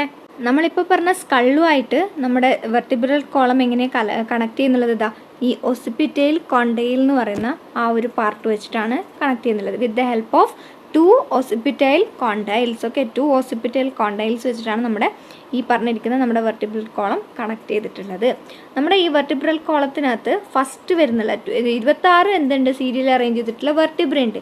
ഇങ്ങനെ അറേഞ്ച് ചെയ്തിട്ടുള്ള 26 സീരിയലി അറേഞ്ച്ഡ് വെർട്ടിബ്രേസ് ഉണ്ട് ഇതിനകത്ത്, വെർട്ടിബ്രൽ കോളത്തിനകത്ത്. ഡോർസലി ആണ് അത് പ്ലേസ് ചെയ്തിട്ടുള്ളത് അല്ലേ, അത് ബാക്ക് സൈഡിലേക്കായിട്ടാണ് അത് പ്ലേസ് ചെയ്തിട്ടുള്ളത്. 26 വെർട്ടിബ്രേസ് നമ്മുടെ ബോഡിക്കകത്തുണ്ട്. നമുക്ക് 26 വെർട്ടിബ്ര യൂണിറ്റ്സ് നമുക്ക് പ്രസൻ്റ് ആയിട്ടുണ്ട്. ഇതിനകത്ത് ഫസ്റ്റ് വെർട്ടിബ്രനെ നമ്മൾ എന്ത് വിളിക്കും? അറ്റ്ലസ് എന്ന് വിളിക്കും. അതാണ് നമ്മുടെ ഒസിപ്പിറ്റൽ കോണ്ടൈൽസ്, നമ്മുടെ സ്കള്ളിൻ്റെ ഒസിപ്പിറ്റൽ കോണ്ടൈൽസുമായിട്ട് ബൈൻഡ് ചെയ്തിട്ടുള്ളത്. ഇത് അറ്റ്ലസ് എന്ന് പറയുന്നുള്ളത്. പിന്നെ താഴെ ഏതാ കാണുന്നുള്ളത്? കോക്സിക്സ് അല്ലേ, കോക്സിക്സ് ആണ് താഴെ വരെയുള്ളത്. പിന്നെ എന്താണ് പറയാനുള്ളത്? നമ്മുടെ ഈ വെർട്ടിബ്രൽ കോളത്തിനകത്ത് 5 പ്ലേസ് ആയിട്ട് നമ്മൾ ഡിഫറൻഷിയേറ്റ് ചെയ്തിട്ടുണ്ട്. അതാണ് നിങ്ങൾക്ക് കാണുന്നത് സെർവിക്കൽ വെർട്ടിബ്ര. ഒന്നാണ് സെർവിക്കൽ വെർട്ടിബ്ര, പിന്നെ തൊറാസിക് വെർട്ടിബ്ര, പിന്നെ ലംബാർ വെർട്ടിബ്ര, പിന്നെ സാക്രൽ വെർട്ടിബ്ര, പിന്നെയാണ് നമ്മുടെ കോക്സിഗിയൽ റീജിയൻ. അങ്ങനെ 5 റീജിയൻ ആയിട്ടാണ് നമ്മുടെ വെർട്ടിബ്രൽ കോളം ഡിഫറൻഷിയേറ്റ് ചെയ്തിട്ടുള്ളത്. ഇതിനകത്ത് സെർവിക്കൽ വെർട്ടിബ്ര എന്ന് പറയുമ്പോൾ ഹ്യൂമൻ ബീങ്സിനടക്കം എല്ലാ ആനിമൽസിനും 7 യൂണിറ്റ്സ് ആണ് ഉണ്ടാവുക. 7 വെർട്ടിബ്രൽ കോളമാണ് ഉണ്ടാവുക. അതാണ് നമ്മുടെ സ്പൈനൽ കോഡിനെ പ്രൊട്ടക്ട് ചെയ്യുന്നുള്ളത്. പിന്നെ തൊറാസിക്കിനകത്ത് 12 ബോൺസ്, ലംബാർ 5, പിന്നെ സാക്രൽ ഒന്ന് ഫ്യൂസ്ഡ് ആണ്, പിന്നെ കോക്സിഗിയൽ ഒന്ന് ഫ്യൂസ്ഡ്. അത് രണ്ടിനും കൂടിയിട്ട് ഒന്ന് ഫ്യൂസ് ചെയ്തിട്ടാണ് അവിടെ ഉള്ളത്. അങ്ങനെ വെർട്ടിബ്രൽ കോളം എന്ന് പറഞ്ഞാൽ എന്താണെന്ന് മനസ്സിലായല്ലോ, ഡോർസൽ സൈഡിൽ പ്ലേസ് ചെയ്തിട്ടാണുള്ളത്. എന്താണ് അതിനോട് അവിടെയാണ് നമ്മുടെ ഇപ്പോൾ സ്പൈനൽ കോഡിനെ പ്രൊട്ടക്ട് ചെയ്യുന്നുള്ളത്. പിന്നെ മാത്രമല്ല നമ്മുടെ ഈ റിബ്സും കാര്യങ്ങളൊക്കെ അറ്റാച്ച് ചെയ്യുന്നുള്ളത് എവിടെ പോയിട്ടാണ്? നമ്മുടെ ഈ വെർട്ടിബ്രൽ കോളത്തിലാണ് പോയിട്ട് അറ്റാച്ച് ചെയ്യുന്നുള്ളത്. പിന്നെ നമ്മുടെ ഹെഡിനെ സപ്പോർട്ട് ചെയ്യുന്നതും ആരാണ്? ഈ വെർട്ടിബ്രൽ കോളമാണ്. പിന്നെ 5 പോർഷൻ ഉണ്ട് പറഞ്ഞു, അത് നമ്മൾ പഠിച്ചു. പിന്നെ ഫസ്റ്റ് വെർട്ടിബ്രയാണ് അറ്റ്ലസ് എന്ന് പറയുന്നത്. അത് ഏതുമായിട്ടാണ് കണക്ട് ചെയ്തിരിക്കുന്നത്? ഓക്സിപിറ്റൽ കോണ്ടയിലുമായിട്ടാണ് കണക്ട് ചെയ്തിരിക്കുന്നത്. നെക്സ്റ്റ് ആണ് നമ്മുടെ റിബ്സ്, അതുപോലെ തന്നെ സ്റ്റേണം എന്നൊക്കെ പറയുന്നത്. ഈ സ്റ്റേണം എന്ന് വെച്ചാൽ എന്താണ്? ഈ ഫ്ലാറ്റ് ബോൺ അല്ലേ, എന്താ ഈ ഫ്രണ്ട് ഭാഗത്തുള്ള വെൻട്രൽ സൈഡിലുള്ള ആ മിഡ് ലൈൻ, തൊറാക്സ് റീജിയൻ്റെ ആ മിഡ് ലൈനെയാണ് നമ്മൾ എന്തെന്ന് പറയാം? സ്റ്റേണം എന്ന് പറയാം. Okay, sternum. നെക്സ്റ്റ് ആണ് റിബ്സ്. റിബ്സ് എന്ന് പറഞ്ഞാൽ എത്രയുണ്ട്? 1 2 3 4 5 6 7 12 പെയർസ് ഓഫ് റിബ്സ് ഉണ്ട്. ഈ ഈച്ച് റിബ് ഇങ്ങനെ ഓരോന്നും നമ്മൾ എടുക്കുകയാണെങ്കിലും അതെന്താണ്? തിന്നായിട്ടുള്ള ഫ്ലാറ്റ് ബോണാണ്. അത് എവിടെയാണ് ബാക്കിൽ പോയിട്ട് കണക്ട് ചെയ്യുന്നുള്ളത്? നമ്മളിപ്പോൾ പഠിച്ച ഇത് വെർട്ടിബ്രൽ കോളമായിട്ടാണ്. ഫ്രണ്ടിൽ സ്റ്റേണവും ബാക്കിൽ വെർട്ടിബ്രൽ കോളവും. അപ്പോൾ വെർട്ടിബ്രൽ കോളം നമ്മൾ പഠിച്ചു, സ്റ്റേണം പറഞ്ഞു ഈ ഫ്ലാറ്റ് ആയിട്ടുള്ള ഫ്രണ്ട് സൈഡിലുള്ളതാണ്. പിന്നെ അതിന് ചുറ്റുമായിട്ട് നിൽക്കുന്ന ഈ 12 തിന്നായിട്ടുള്ള ഫ്ലാറ്റ് ആയിട്ടുള്ള ബോൺസിനെയാണ് നമ്മൾ എന്തെന്ന് പറയാം? റിബ്സ് എന്ന് പറയാം. എന്തെന്ന് പറയുന്നു? റിബ്സ് എന്ന് പറയുന്നു. ഫസ്റ്റ് 7, ഇതിനകത്ത് നമ്മൾ ഈ ഫസ്റ്റ് 7 റിബ്സിനെ നമ്മൾ ട്രൂ റിബ്സ് എന്ന് പറയും. പിന്നെയുള്ള 8 9 10 നമ്മൾ എന്ത് പറയും? ഫാൾസ് റിബ്സ് എന്ന് പറയും. എന്താണ്? ഫാൾസ് റിബ്സ് എന്ന് പറയും. ഫസ്റ്റ് 7 പെയർസ് ഓഫ് റിബ്സിനെ നമ്മൾ എന്ത് വിളിക്കും? ട്രൂ റിബ്സ് എന്ന് പറയും. അതെന്താണെന്ന് വെച്ചിട്ടുണ്ടെങ്കിൽ ഈ ട്രൂ റിബ്സ് എന്ന് പറഞ്ഞാൽ നമ്മുടെ 1 to 7 ഉണ്ടല്ലോ, 1 to 7 വന്നിട്ടുള്ള ഈ എല്ലാ റിബ്സും നമ്മുടെ ഡോർസൽ സൈഡിൽ ആരുമായിട്ട്? സ്റ്റേണുമായിട്ടും, നമ്മുടെ വെൻട്രൽ സൈഡിൽ സ്റ്റേണുമായിട്ടും ഡോർസൽ സൈഡിൽ വെർട്ടിബ്രൽ കോളുമായിട്ട് കണക്ട് ചെയ്യുന്നുണ്ട്. ഈ പറഞ്ഞിരിക്കുന്ന എല്ലാ 7 റിബ്സും അത് ഏത് കാർട്ടിലേജ് വഴിയാണ്? ഹയാലിൻ കാർട്ടിലേജ് വഴി ഇവർ സ്റ്റേണുമായിട്ടും നമ്മുടെ വെർട്ടിബ്രൽ കോളുമായിട്ട് കണക്ട് ചെയ്തിട്ടുണ്ട്. പക്ഷേ ഈ പറയുന്ന 8 9 10 എന്ന് പറയുന്ന ഈ 3 എണ്ണം ഉണ്ടല്ലോ, ഇതിന് നമ്മൾ എന്ത് പറയും? ഫാൾസ് റിബ്സ് എന്ന് പറയും, അല്ലെങ്കിൽ വെർട്ടിബ്രോ കോൺട്രൽ റിബ്സ് എന്ന് പറയും. എന്തെന്ന് പറയും? വെർട്ടിബ്രോ കോൺട്രൽ റിബ്സ് എന്ന് പറയും. ഇവർ ഡയറക്റ്റ്ലി ആരുമായിട്ട് ബൈൻഡ് ചെയ്യുന്നില്ല? സ്റ്റേണുമായിട്ട് ബൈൻഡ് ചെയ്യുന്നില്ല. പക്ഷേ എന്താണ്? അവർ ഹയാലിൻ കാർട്ടിലേജ് വഴിയാണ് ബൈൻഡ് ചെയ്ത് നിൽക്കുന്നുള്ളത്. എന്താണ്? The 8th 9th 10th pairs of ribs do not articulate directly with the sternum but joins the 7th rib. ഈ 7th റിബിലേക്കാണ് അവർ ഡയറക്റ്റ്ലി ഇങ്ങനെ ജോയിൻ ചെയ്ത് നിൽക്കുന്നുള്ളത്.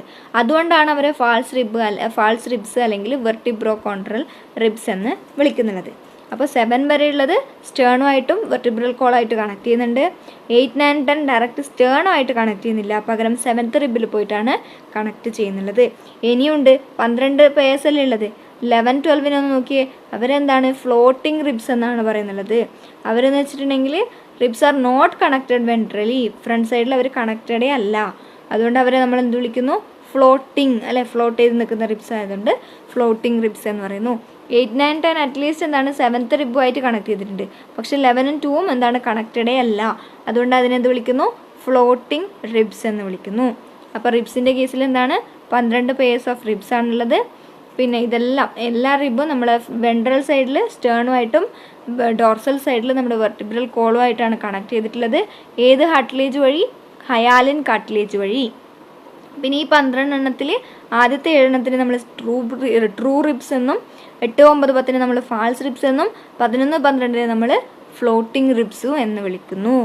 ഓക്കെ അല്ലേ? അപ്പോൾ 12 പെയർസ് ഓഫ് റിബ്സിന് നമ്മൾ പഠിച്ചല്ലോ, വെർട്ടിബ്രൽ കോളം നമ്മൾ പഠിച്ചല്ലോ. നെക്സ്റ്റ് ആണ് നമ്മുടെ ലിംസ്. അപ്പോൾ നമ്മൾ ആദ്യം പറഞ്ഞിട്ടുണ്ടായിരുന്നില്ലേ axial bones, appendicular skeleton, axial skeleton, appendicular skeleton. അതിനകത്ത് ഈ റിബ്സ് വരെ എത്തിയപ്പോൾ നമ്മുടെ ആക്സിയൽ സ്കെൽട്ടൺ കംപ്ലീറ്റ് ആയി. ഇനി വരുന്നുള്ളത് അപ്പൻഡിക്കുലർ സ്കെൽട്ടൺ ആണ്. ഇത് മെയിൻ ആക്സിസിൽ വരുന്നതല്ലല്ലോ. അപ്പോൾ ഈ അപ്പൻഡിക്കുലർ സ്കെൽട്ടൺ നമ്മൾ എടുക്കുമ്പോൾ ലിംബിന് നോക്കുകയാണെങ്കിൽ each limbs is made up of 30 bones. ഒന്ന് നോക്കിയേ, എന്താ ഏതൊക്കെ ബോൺസ് ആണുള്ളത്? Clavicle, scapula, humerus, radius, ulna, carpals, metacarpals, phalanges എന്ന് പറഞ്ഞിട്ട് ഒരുപാട് 30 ബോൺസാണ് ഇങ്ങനെയുള്ള ഒരു ലിംബിനകത്ത് പ്രസൻ്റ് ആയിട്ടുള്ളത്. ഇതാ നോക്കിയേ, റിസ്റ്റിനകത്ത് തന്നെ കാർപ്പൽസ് എന്ന് പറയുന്നത് 8 നമ്പേഴ്സ് ഉണ്ട്. പിന്നെ പാം ബോൺസ് എന്ന് പറയുന്നത് 5 നമ്പർ ഉണ്ട്. മെറ്റാകാർപ്പൽസ് ഇത് 5 എണ്ണം ഉണ്ട്. പിന്നെ ഫാലഞ്ചസ് എന്ന് പറഞ്ഞിട്ട് 14 എണ്ണം ഉണ്ട്. അങ്ങനെ ഒരു കൈക്ക് തന്നെ എത്ര എണ്ണമാണ്? 30 ബോൺസാണ് വരുന്നുള്ളത്. ഓക്കെ, ഇനി നെക്സ്റ്റ് ആണ് ഇതാ നമ്മുടെ കാലിൻ്റെത്. അവിടെ ഫിമർ, അതുപോലെ തന്നെ നമ്മുടെ ഫിബുല, ടാർസൽസ് എന്നൊക്കെ പറഞ്ഞിട്ടുണ്ട്. ആംഗിൾ ബോൺസ് 7 എണ്ണം ഉണ്ട്. മെറ്റാ ടാർസൽസ് 5 എണ്ണം ഉണ്ട്. ഫാലങ്കസ് 14 എണ്ണം ഉണ്ട്. അതാണ് ഏത്? ലെഗ്സിൻ്റെ കേസിൽ വരുന്നുള്ളത്. അപ്പോൾ കൈയിൻ്റെ കേസിലും ഓരോ ബോൺസ് നമ്മൾ കണ്ടല്ലോ. പിന്നെ എന്താണ് ഒരു കപ്പ് ഷേപ്പ്ഡ് ആയിട്ടുള്ള ബോൺ കോൾഡ് പാറ്റല്ല കവർ കൂടി ഉണ്ട്. എവിടെ? നമ്മുടെ നീ ക്യാപ്പ് എന്ന് പറയുന്നത് ഇതാ ഈ പാറ്റല്ല കവർ. അങ്ങനെ 30 ആണ് ഓരോന്നിനകത്തും വരുന്നുള്ളത്. Next pectoral and pelvic girdle bonds help in the articulation of the upper and the lower limbs respectively with the axial skeleton. നമ്മൾ ഈ പറഞ്ഞിരിക്കുന്ന നമ്മുടെ ആക്സിയൽ സ്കെൽറ്റോണായിട്ട് നമ്മുടെ അപ്പൻഡിക്കുലർ സ്കെൽറ്റൺ എന്താണ് ബൈൻഡ് ചെയ്യേണ്ടത്, അതായത് ബോണ്ട് തമ്മിൽ ജോയിൻ ചെയ്യണ്ടേ, അതിനു വേണ്ടി ഹെൽപ്പ് ചെയ്യുന്നതാണ് ആര്? പെക്ടോറൽ അതുപോലെ തന്നെ പെൽവിക് ഗേർഡിൽ എന്ന് പറയുന്നത്. പെക്ടോറൽ ഗേർഡിലും പെൽവിക് ഗേർഡിലും ആണ് ഈ അപ്പൻഡിക്കുലർ സ്കെൽറ്റനെ നമ്മുടെ ആക്സിയൽ സ്കെൽറ്റോണായിട്ട് ബൈൻഡ് ചെയ്യുന്നുള്ളത്. Each girdle is formed of 2 halves. 2 halves വെച്ചിട്ടാണ് നമ്മുടെ ഈ 2 ഗേർഡിൽസും ഫോം ചെയ്തിട്ടുള്ളത്. ഈ 2 ഹാഫിൽ എന്തുണ്ട്? ക്ലാവിക്കും ഉണ്ട്, അതുപോലെ തന്നെ സ്കാപ്പുലയുണ്ട്. ക്ലാവിക്കും ഉണ്ട്, അതുപോലെ തന്നെ സ്കാപ്പുലയുണ്ട്. അവിടെ നിങ്ങൾക്ക് ക്ലാവിക്കിൾ കാണുന്നുണ്ട് അല്ലേ, അതുപോലെ തന്നെ സ്കാപ്പുലി. അങ്ങനെ ഈ 2 ഹാഫ് അത് രണ്ടും കൂടിയിട്ടാണ് എന്താണ് ഒന്നായിട്ട് മാറുന്നുള്ളത്. ഈ 2 ഹാഫുമാണ് 2 സൈഡിൽ നിന്നും നമ്മുടെ ഈ ആക്സിയൽ സ്കെൽറ്റണിലേക്ക് ബൈൻഡ് ചെയ്യുന്നുള്ളത്. സ്കാപ്പുല എന്ന് പറഞ്ഞിട്ടുണ്ടെങ്കിൽ ഒരു ലാർജ് ട്രയാങ്കുലർ ഫ്ലാറ്റ് ബോൺ ആണ്. നമ്മുടെ തൊറാക്സിൻ്റെയും അതുപോലെ തന്നെ സെക്കൻഡ് സെവൻത്ത് റിബ്സിൻ്റെ ഇടയിലായിട്ട് വരുന്നതാണ് നമ്മുടെ ഈ സ്കാപ്പുല എന്ന് പറയുന്നത്. ഒരു ട്രയാങ്കുലർ ഷേപ്പിൽ കാണുന്നില്ല, ഇതാ ഇതിവിടെ 2nd റിബ്സ് തൊട്ട് 7th റിബ്സ് വരെ അതിൻ്റെ ഇടയിലായിട്ടാണ് അത് വരുന്നുള്ളത്. പിന്നെ the dorsal flat triangular body of scapula has a slightly elevated ridge called spine. നമ്മുടെ സ്കാപ്പുലക്കകത്ത് ഒരു സ്ലൈറ്റ്ലി എലവേറ്റഡ് ആയിട്ടുള്ള ഒരു ഇതുണ്ട്, അതിനെയാണ് നമ്മൾ സ്പൈൻ എന്ന് പറയുന്നത്. എന്താണ് സ്പൈൻ എന്ന് പറയുന്നത്? അത് എക്സ്പാൻഡ് ചെയ്തിട്ടുണ്ട്, അതിനെയാണ് നമ്മൾ ആക്രോമിയോൺ എന്ന് പറയാം. എന്താണ് ആക്രോമിയോൺ എന്ന് പറയുന്നത്? സ്പൈന് അതുപോലെ തന്നെ ആക്രോമിയോൺ. പിന്നെ എന്താണ് ഈ ക്ലാവിക്കിള് അതുമായിട്ട് ആർട്ടിക്കുലേറ്റ് ചെയ്തിട്ടുണ്ട് അല്ലേ. ഈ ക്ലാവിക്കിള് നമ്മുടെ സ്കാപ്പുലയായിട്ട് ബൈൻഡ് ചെയ്തിട്ട് ഉണ്ട്. പിന്നെന്താണ് below the acromion is the depression called glenoid cavity which articulates with the head of the humerus to form the shoulder joint. നമ്മുടെ എന്താണ് ആക്രോമിയോൺ പറഞ്ഞില്ലേ, ഇപ്പം നമ്മൾ പറഞ്ഞ സ്കാപ്പുലേൻ്റെ അവിടെ വരുന്നുള്ള ആക്രോമിയോൺ പറഞ്ഞില്ലേ, ആ ആക്രോമിയോണിൻ്റെ താഴെയായിട്ട് ഒരു ഡിപ്രഷൻ ഉണ്ട്, അതിനെയാണ് നമ്മൾ എന്ത് പറയുക? ഗ്ലിനോയിഡ് ക്യാവിറ്റി എന്ന് പറയാം. ഇത് നമ്മുടെ ഹ്യൂമറസിൻ്റെ ഹെഡുമായിട്ട് ബൈൻഡ് ചെയ്തിട്ടുണ്ട്. ഇതാണ് ഹ്യൂമറസ് വരുന്നുള്ളത്. അങ്ങനെയാണ് നമ്മുടെ ഷോൾഡർ ജോയിൻറ്റ് ഫോം ചെയ്യുന്നുള്ളത്. Each clavicle is a long slender bone with 2 curvatures. This bone is commonly called the collar bone എന്നറിയപ്പെടുന്നത്. Next pelvic girdle. ഇതിനകത്ത് 2 കോക്സൽ ബോൺസ് ആണ് ഉള്ളത്. ഏതാണ്? Coxal bones. ഈ കോക്സൽ ബോൺസ് ഉണ്ടാവുന്നുള്ളത് ഫ്യൂഷൻ ഓഫ് ഇലിയം, അതുപോലെ തന്നെ ഇസ്റ്റിയം, അതുപോലെ തന്നെ പ്യൂബിസ്. ഇത് 3 കൂടി കമ്പൈൻ ചെയ്തിട്ടാണ് ഈ കോക്സൽ ബോൺ ഉണ്ടാവുന്നുള്ളത്. ഈ എന്താണ് ഇത് 3 ഫ്യൂസ് ചെയ്യുന്നില്ലേ, ആ ഫ്യൂസ് ചെയ്യുന്ന at the point of fusion of the above bones is called acetabulum to which the thigh bone articulates. The 2 halves of the pelvic girdle meet mentrally to form the pubic symphysis containing fibrous cartilage. നമ്മുടെ ഇവിടെ പറഞ്ഞിരിക്കുന്ന ഈ എന്താണ് pelvic ഗേർഡിലും അതുപോലെ തന്നെ ഇപ്പുറത്തെ next കാലിൻ്റെ ഇത് വേണ്ടേ പെൽവിക് ഗേർഡിലും ഇത് രണ്ടും എന്താണ് വെൻട്രലി മീറ്റ് ചെയ്യുന്നത് എവിടെ വെച്ചിട്ടാണ്? Ventrally meet to form pubic symphysis form ചെയ്യാൻ വേണ്ടിയിട്ട് ഇവർ രണ്ടും പോയി അവിടെ മീറ്റ് ചെയ്യും. ഓക്കെ, ഇത്രയാണ് നമ്മുടെ ഹ്യൂമൻ സ്കെൽറ്റൽ സിസ്റ്റത്തിനെ കുറിച്ച് പറയാനുള്ളത്. അപ്പോൾ ഓരോ ലിംസിനകത്തും 30 വരുന്നുള്ളത്. പിന്നെ നമ്മുടെ ഇവിടെ പറഞ്ഞ എത്രയാണ്? 80 അല്ലേ, 80 ആണ് നമ്മുടെ ഇതിനകത്ത് വരുന്നുള്ളത്. അപ്പോൾ എത്രയായി? 30 × 4 120. അപ്പോൾ 200 ആയി. പിന്നെ നമ്മുടെ ഇയറിനകത്ത് ഒരു ഇയറിനകത്ത് 3 ഉണ്ട്, മറ്റു ഇയറിനകത്ത് 3 ഉണ്ട്. അങ്ങനെ ടോട്ടൽ 206 ബോൺസ് ആണ് നമ്മുടെ ബോഡിക്കകത്ത് ഉള്ളത്, സ്കെൽറ്റൽ സിസ്റ്റത്തിനകത്ത് ഉള്ളത്. അപ്പോൾ ഈ പാർട്ട് മാത്രമല്ല, എല്ലാ പാർട്ടും ഒന്ന് NCERT കൂടി വായിച്ച് നോക്കണേ. NCERT ചാപ്റ്റേഴ്സ് എടുക്കുമ്പോൾ അതിൻ്റെ പർട്ടിക്കുലർ ചാപ്റ്റേഴ്സ് വായിച്ച് നോക്കാൻ ശ്രമിക്കുക കേട്ടോ. So thank you.